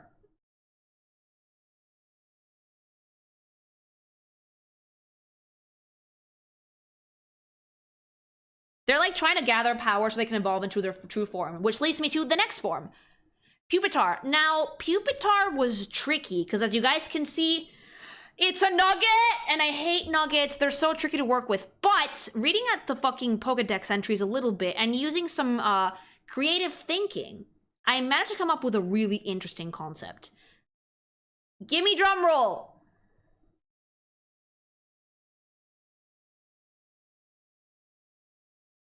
The jet-powered nugget, yes. But I made it something much cooler than a nugget. Let's see it! This is my Pupitar. So, for Pupitar, I actually took some inspiration from Bayonetta from Jubileus, which is kind of like a big statue come to life. So, you guys are seeing the front of the Musu, but behind that, there's an actual cocoon. The Larvitar is in there, and they're changing. And they are mad. So when I came to making the design, no clothes were necessary. But what I did want to add was a lot of ornamentation. A lot, okay? So I made the rocks have specific, very like divine-ish patterns, like a lot of swirls, almost cloud-like designs, almost scaled, very crackly. I wanted their face to have like a shit ton of design as well. So I made a lot of details in the actual mask portion. They're so angry that like the experience metamorphosis, that's crazy. Yeah, they're basically fucking furious. I see the Jubileus inspiration. Yeah. I definitely took a page out of Bayonetta's book for this one, and I love what I came up with. That's big and evil, huh? Yeah, no, these are not nice. Thick eyebrows. They're more ornamented than anything else. But like basically, it's kind of like the thing that they put on pirate ships, like the mermaid.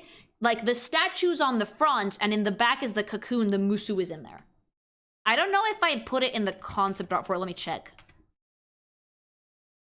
Oh, yeah, I did.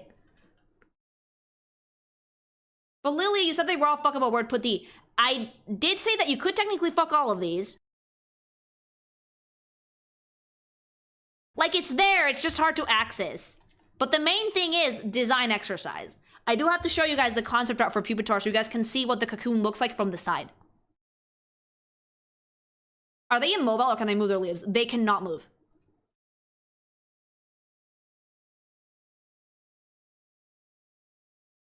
So this is Pupitar's actual cocoon. This is what it looks like. This might be one of the few truly unfuckable ones because they can't really move much. But the important thing is the design. And what I wanted for the design was a big cocoon with a statue on it. They're super menacing. They're super angry to the point that like you can feel the bloodlust even from within the cocoon. And the main thing I wanted was to make it very detailed, very ornamental, and very imposing. And I think I did really well with that. She's kind of bad, though. It's a great design. I do think so. I am tooting my own horn here because I'm very proud of what I did. Gotta use a big cracker for this one. Please don't. They would die. But it might be good if they stay dead because we're moving on to the big boys. Then we have Tyranitar, also known as basically Baby Godzilla. So this one, while the design makes me laugh because that expression is hella dopey, the dex entry gave me a lot to work with. Let's bring it back to that like third symbol I was talking about, because the actual Musu for Tyranitar is the final form of the Pupitar line, and they are not nice. These things are so fucking dangerous, and give me a drum roll because I'm about to show you what they actually look like. This is a kaiju, yes. Here we go, let's see it. This is Tyranitar. Once Tyranitar reaches this form, once they recover their rage, they can level anything. So they are so fucking dangerous that Mama Lugia had to actually step in. These are considered natural disasters. They are considered unfortunate omens, mass death events. They're not a Musu to take lightly. And in knowing that, when it came to the design, I needed a grand fucking disaster. Smash, I'm here for a good time, not a long time. I'm loving the designs for Tyranitar line. Thank you. So these are actually something that I needed them to be big, imposing, villainous, ornamented, absolutely fucking gorgeous. I took inspiration from Azura's Wrath for this because of like the big gold gloves and the big leg pieces and armor on the legs. I wanted them to basically be consumed by rage and ready to destroy everything. These things hate Lugia with a burning fucking passion, okay? Lore-wise, these were the old rulers of the Johto region, and they destroyed everything until the legendary burbs came in and basically fucking, spiked them into the ground. But the design for this, I needed it to be really loud, really ornamented, and really imposing. So Azura's Wrath was a great reference material for this. I made them keep some almost Pupitar elements, like the tail is like a broken off part of the cocoon. The gloves have like the Pupitar designs as well. I am hearing Godzilla's theme from this design. Yes. It does fit Godzilla. Thank you very much for super chat. And is this why they have no alignment icon? They do not. They have their own. And the reason they have their own is because they used to be the rulers of the land. I'm going to show you guys the entry real quick so you can see it. An immediate treat sounds like more of an invite. No! Thanks so much for the super chat. So this is the dex entry for Tyranitar. Let me just show you that their affiliation is completely different to Lugia or Hole. I could see in the thing of signs of Larvitar around the top, and there's a race to find and smash the Pupitar before this happens. Yeah, don't do it. Do not do it. I could see it be a thing if signs of Larvitar are around and then stop. There's a race to find and smash the Pupitar before this happens. Yeah, and that's usually Lugia's and her guard's job. But yeah, they're very angry. They're not at all common. You do not see these at all. And the fun fact about their design was to basically make a big angry mama. I wanted super wild hair, super spiky body segments. She looks like she's the closest thing to a demon lord in the Musuverse. She would probably be the final boss. This and Mewtwo could be considered the demon lords of the Musuverse, with Mewtwo being the one for Kanto, yes. There is technically an antagonist in each gen. It's just that as I experience the new ones, I'm gonna have to come up with them. Fighting game final boss material. Again, yeah. And you can probably see the Azura's Wrath inspirations from this. Color-wise, I needed dark colors because there's a lot of intensity here, so villain. But I also really wanted to show off that they used to be royalty. So I kept the gold, and I gave like the outfit red lining, and instead of ripping it up, I actually let them keep some very schmancy fabrics with a lot of draping, but mainly armor. Mainly armor. I did not want to do any She's kimonos like or anything like that. They need to be demon queen. It's as if she and her children were sent to hell and they came crawling back for revenge. I love the Tyranitar line. That's deadass what they're trying to do, though. But the reason I didn't give them traditionally Japanese clothing, and while still being more Oriental, is I needed them to look ancient. Ancient and old and angry. You did them so much justice, Lee. Thank you. You're welcome! The Clomber is sick as sick. Thank you. I love hearing the feedback. It makes me so happy. Especially because I hadn't shown you guys these. I was really nervous.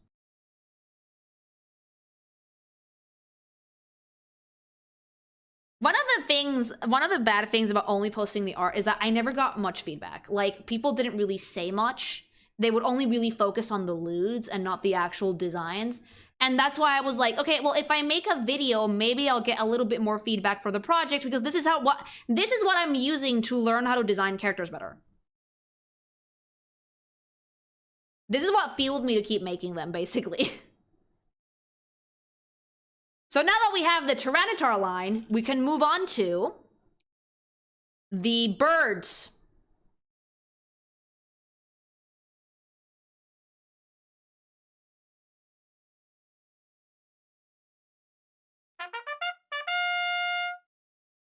So if Mewtwo is the antagonist of Gen 1, where does Ariadactyl fit in? Because as I recall she was a low-key menace. She's an antagonist, but not the main one. She's just like there. Thank you for the super chat. So now, before we move on to Lugia and Ho, let me explain the factions for Johto, for the Musuverse, alright? So Johto is divided into two factions. The faction of Order and the faction of what you could consider Nature.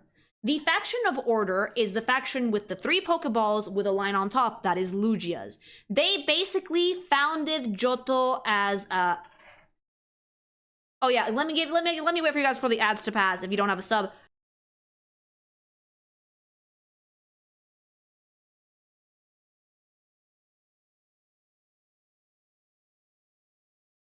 Yeah, I'm gonna give you guys a little bit of a lore drop before we move on to the birds, because this is important.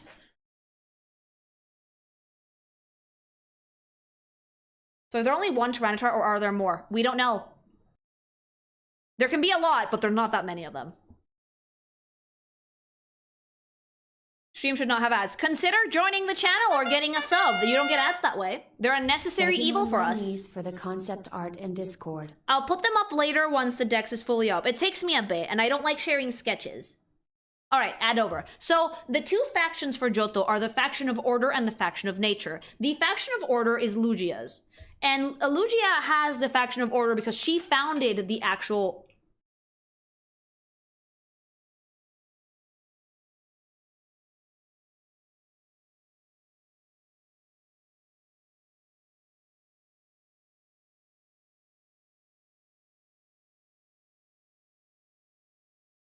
So the reason I made two factions for Order and for Nature is because I wanted to give parallels to the actual nation of Japan. Japan is a nature in which modern life and old tradition are seamlessly mixed. And I wanted to show that with the Pokemusu by giving one of them, Lugia's faction, Order, military. They usually have the Musus that have more modern aesthetics, like the Remoraid, for example, and are usually the ones that kind of like keep things in line. That is the side of Japan that is like super technologically advanced, very neat, very orderly. And then we have the faction of Nature, of tradition, that is Ho. Those are the Musu that are more in touch with the land, with mysticism, and that is the part of Japan where like tradition meets modernity, and you can find some beautiful and mystic and absolutely enthralling spaces in nature in the nation of Japan. So Lugia represents modernization and Ho represents tradition. Exactly. So I wanted to basically use these parallels from the actual country that inspired this region, at least in terms of making the designs, to make the Musu. And we're going to start with Lugia, I believe.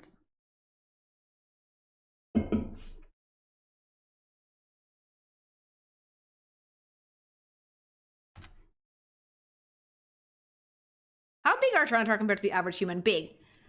So we begin with Order. We begin with Lugia. Now, Lugia presented some unique design challenges, especially because of their wings, which look like really big hands.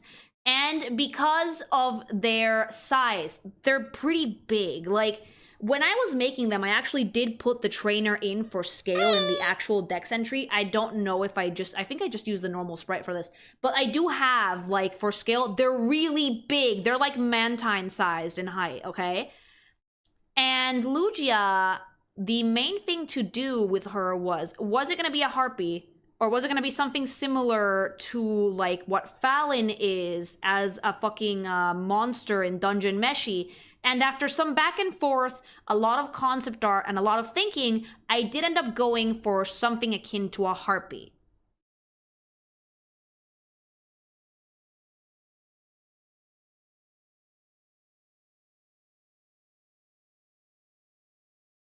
So let me go show you guys what I actually did.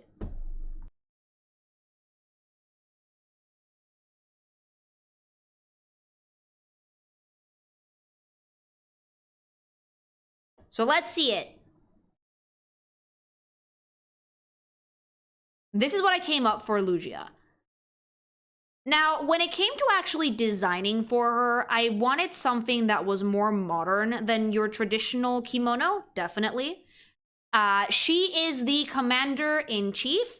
She is the supreme ruler of Johto. She has like a more active role, but she used to. She sealed herself away because her power is so great that she's afraid she's going to wreck everything. You guys don't have the trainer here for scale, but she's very tall. The trainer only reaches to about her knee. And the design process for this was making a naval uniform that had a bit of a grander flair. I didn't want to make her look like a queen because that would not at all fit the vibe I wanted for her. I wanted her to be more of a commander-in-chief, general, and be something that would be big, imposing, but serene. She's absolutely huge. You guys will see in a minute. Because I actually made a bunch of artwork of her besides the actual sprites. BIIG Satsuki vibes.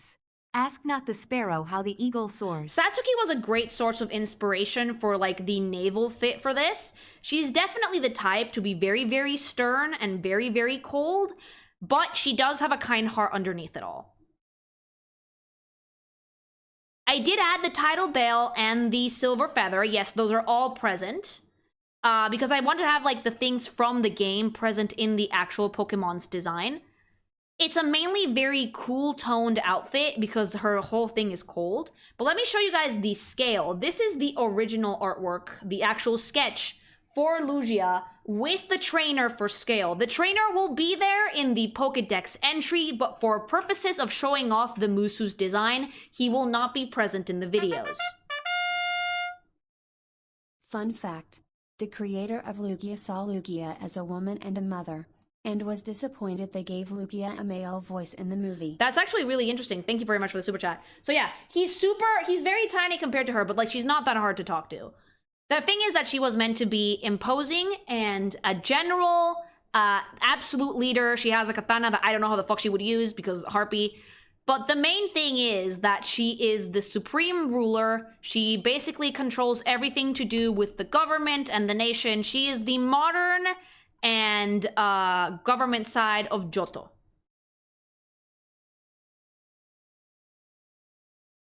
She basically made the government, she set up everything, and then she left because she has so much power that she's genuinely terrified she will destroy it.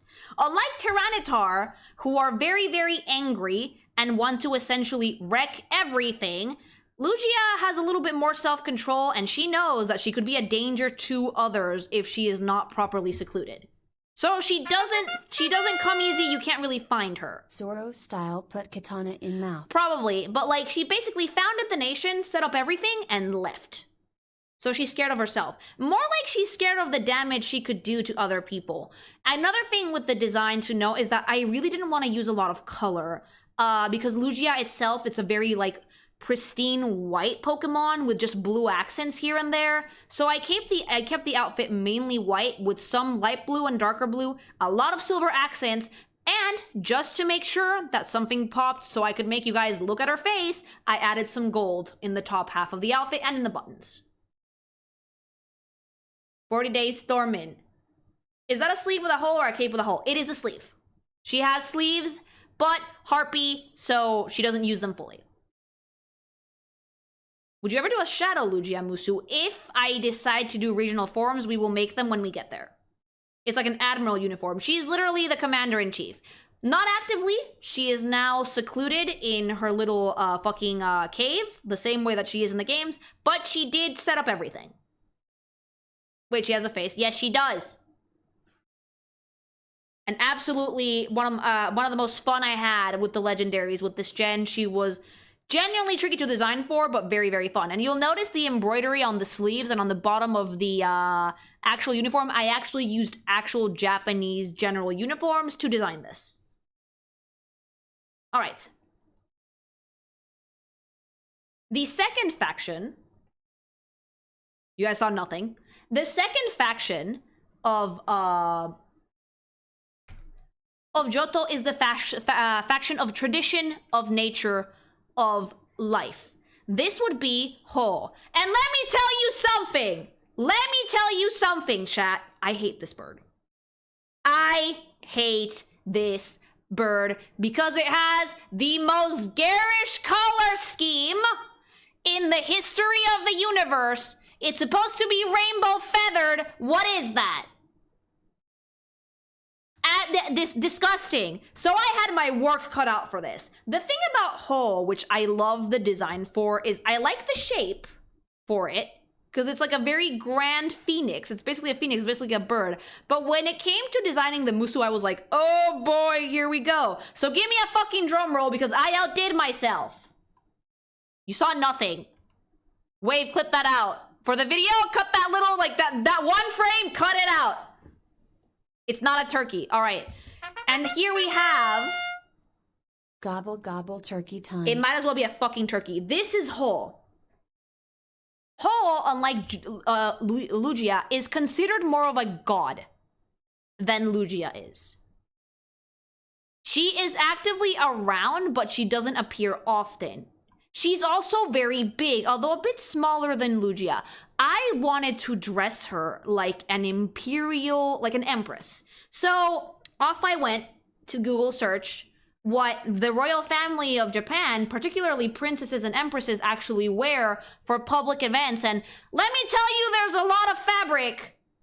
Let me tell you, there is a lot of fabric. And there is also a specific pattern that's tied to the royal family. So I covered Ho's outer robe in her actual symbol. This is the Ho symbol, this flower inside of this circle.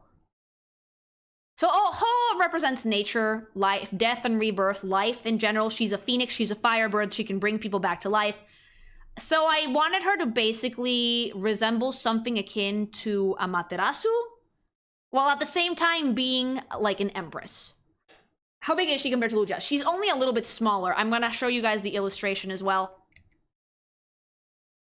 The Rainbow Sash animation tucked. Thank you. And you guys are in for a treat because you're actually gonna see how I constructed this outfit and see the trainer for scale. Enough fabric to block bullets. There's a lot of it. Well, at the same time, I wanted the feet to be visible because she carries around a spear of light. She forged this with her own fire, and it's pretty fucking powerful. Astonishing, Lily, how dare you snatch my wigs. Ah, thank you! Feet, sniff up. Bird feet. I could not smash this, I'm not worthy. She's also decently large. I am speechless. I'm glad you guys think so because I had my work cut out for me with that stupid bird. So...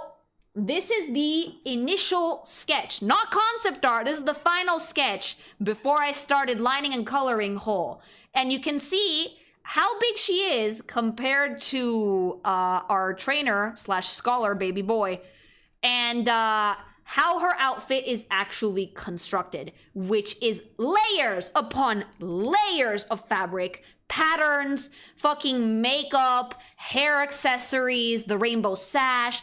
I put so much care and love into making this outfit because she has one of the fucking most difficult color schemes to work with, mama. She has red, she has green, and she has white and gold, and it's like, holy shit. Is Mexican flag drawn when drunk. Jesus Christ, it is. So I was like, I don't want to make something that looks like a piñata. That was the challenge. The challenge was mainly in the color. So I took like makeup and vibes from Amaterasu, but outfit from the royal family. And it turned out so fucking cool. And she looked so majestic and so rainbowy and so bright and beautiful. And her thing is that she's the firebird. She can bring people back to life. The dogs are like her loyal fucking disciples. And while she's not easy to talk to, she's not like Lugia. I don't think she sealed herself away. She's just like Rainbow Bird.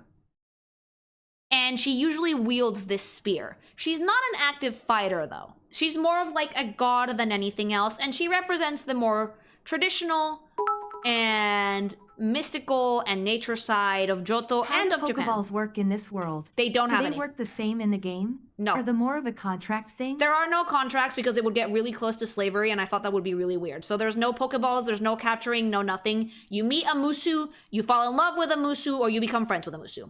All right. And we have one more, which had her own set of challenges. Welcome, Onion.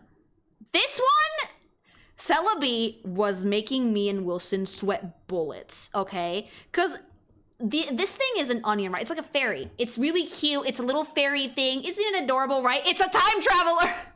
Time travel is one of the hardest things to write ever. But thankfully, in the fucking game's own lore, Celebi are really passive time travelers. They don't change things. If a timeline is not peaceful, they fuck off. And I want you guys to give me a drum roll so I can show you what I did with this onion, because she was not easy to design. She had 2 full sets of concept art because I just could not get it, chat. But I did in the end.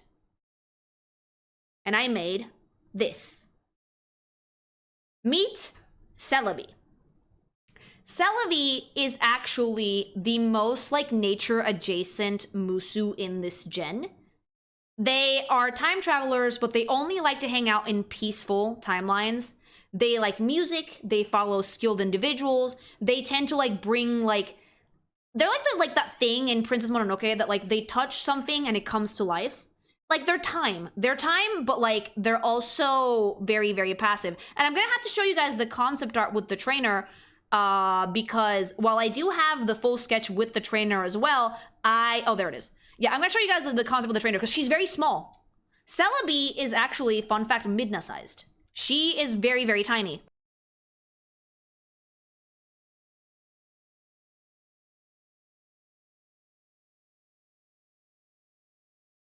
So she's super cute, she's super tiny. When it came to designing her, I mainly wanted to focus on like the nature mystical element of her. I gave her a really long robe. I gave her a lot of flowers. You can see that there's actually like a flower's life cycle all around that wreath around her neck. From bud to blossom to back to bud. And her ornaments are not that many, but I mainly want to keep them very naturey. So she has flower buds and things, plants growing on her person. Some gold details here and there. I actually based the color scheme off the shiny, which is pink. So it would contrast really, really nicely with the green. Yes, there is a hole in the back of the hood. That's where the onion hair is coming out of. And I want to show you guys the sketch so you guys can see how big she is compared to the trainer. She's very small. She's very, very, very small. She is Midna size. She is a short stack, fairy sized. I tried a bunch of things with Celebi. I tried making her with normal human proportions and just really long arms. But at the end of the day, the fairy proportions and size worked a lot better for the final look than having her have normal human proportions and just be like Gallica sized. Where are the arms? Her arms are in her sleeves. They're actually much, much longer than her legs, but she has really, really, really big sleeves. Some girls are just short stacks. She is a short stack. She has very, very wide hips. I might have to show you guys the other concept art so you can see her like her body shape because the outfit hides a lot of it. But yeah, like, her thing is, though, is that if a timeline isn't peaceful, she will fuck off. So she never messes with time. She can time travel, but she won't fuck with it. She gave me a lot of trouble when I was first designing her because of her proportions, but this is what I settled on. Let me show you guys her actual body shape because the outfit hides a lot of it. This is A, scale next to the trainer, and B, that what her body actually looks like underneath the clothing. Are you gonna be doing the usual drawing for all of them? I don't think so. I think for now I want to focus on the design element of the project as opposed to the lewd. So yeah, really big arms, really big hips, but she's short. You were right about the Midna side. Midna was big inspiration for this. Still, yeah, still very, very cute, but very, like, very fairy size, very weird proportions. And, fun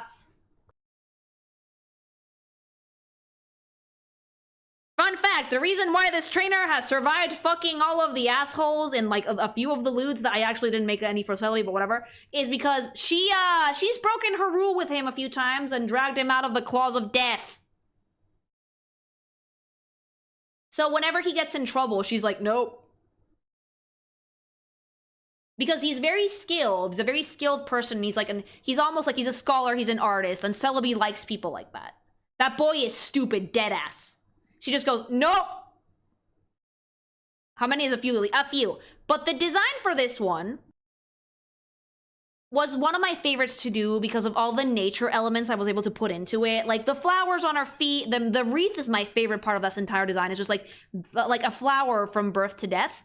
And I was actually like planning on making this kimono blue, but I like the pink a lot better because A, it's the shiny, and B, it contrasted with the green so nicely. So she has a lot of flip-floppy bits. The hood actually looks like a wedding dress too, like a traditional Japanese wedding dress, which I really liked. And I just gave her like a really nice simple crown. Unlike Ho and Lugia, which have a lot more ornamentation going on, for Celebi, I wanted the vibe to be more chill forest spirit. Are we going to learn the trainer's name in the dex in her dex entry? I don't know. But yeah, Celebi, I think, was, for the final Musu of the gen, a decent challenge. I think I did really, really well. But I'm not going to lie to you guys. 2 sets of concept art will do something to you. All right. And I have to end this here because I went a little bit over. But closing thoughts. I think that I've learned a shit ton about designing for characters with Gen 2, particularly the Japanese aesthetic. I think at this point, if you ask me to design you a fantasy Japanese character, I will be able to do it without blinking because I've made so many kimonos, like so many, chat. I'm done. I don't want to draw a kimono ever again in my whole entire life, but I have learned so much. I've learned so much about Japanese culture, Japanese aesthetics, the way that like things are set up, and the way that like they embrace nature and whimsy and order. And I think that this has been an incredible 2.5 years to make this gen. And I'm so, so excited to see what other people are going to think about this project and to see what the future brings for Pokemusu, because if this is only Gen 2, there's nowhere to go but up. After 200 characters under my belt, I can confidently say that I'm getting much better at this, and I had such a blast. And if you like this, and if you like this project, and if you like this video, please leave me a comment, let me know, give me feedback. I appreciate it. These are all super fun to make, but I like hearing what people think. Like, comment, subscribe. It genuinely helps the channel, and all that feedback just gets me motivated to keep making more and make them faster, because these take a while. And all right, chat. Also, go get some gsupps if you haven't already. Wave, insert ad, and also insert ad in the middle just to give them a split. Nice intermission. Just remember to use code KINKIVATION for 10% off. And I think I might have to call it a day there, things, because this segment went on for quite a bit. But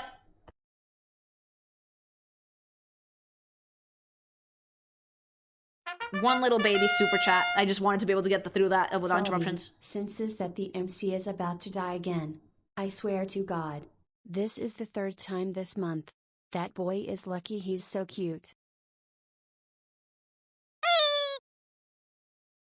Before I go, though, I need you guys to tell me, what did you think? Did you guys like it? Did you like the last 9 that were not fucking revealed until now? I hope I did them justice. I definitely think I did. But I think it was just such a good time. Such a fucking good time. The dex entries will have the trainer in them, but for the videos, I will just do the Pokemon sprites. Fucking love them. The last 9 were some of the best of the gen. Thank you. I had such a good time with all of them. The dog designs were incredible. The dog designs took some years off my life, chat. I'm not gonna lie to you. You cooked very hard. Thank you. Don't worry, all of these are going to be put up later once the video is out. Hopefully we can have it out soon.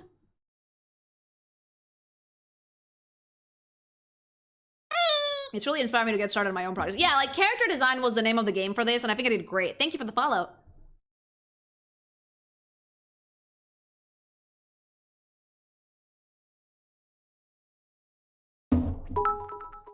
Oh, that was my gsupps.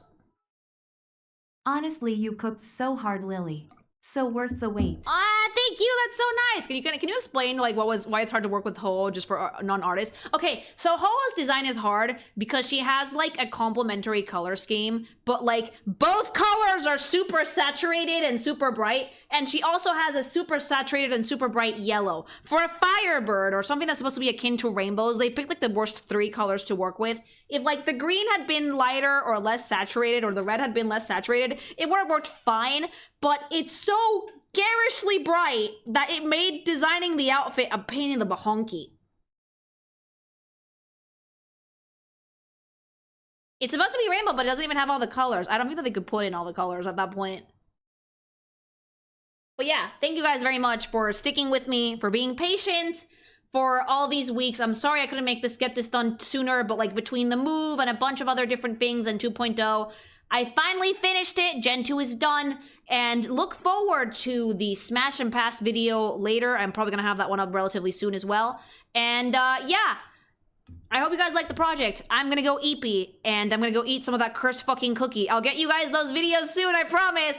I love you things so much. Have a wonderful evening, and yeah, take care. I love you. Bye-bye. Oh, wait, shit. Loved all the designs, new ones Oh, were shit. inspiring. Excited to see more. Thank you, Chronos. That's super generous. Now I'm really hyped to redo the first 40 sprites for Gen 1 so we can make more of these. What, you guys didn't think I was gonna make one for Gen 1? Stay tuned for the videos for Gen 1 as well. I am working on it. Now that Gen 2 is done and the videos are gonna be out, I'm going to be basically putting the designated Pokemusu time into just redrawing sprites. Like at least one a week. All right, chat. That's super generous. Thank you guys so much. I love you guys so much. Kisses, I love you. Bye.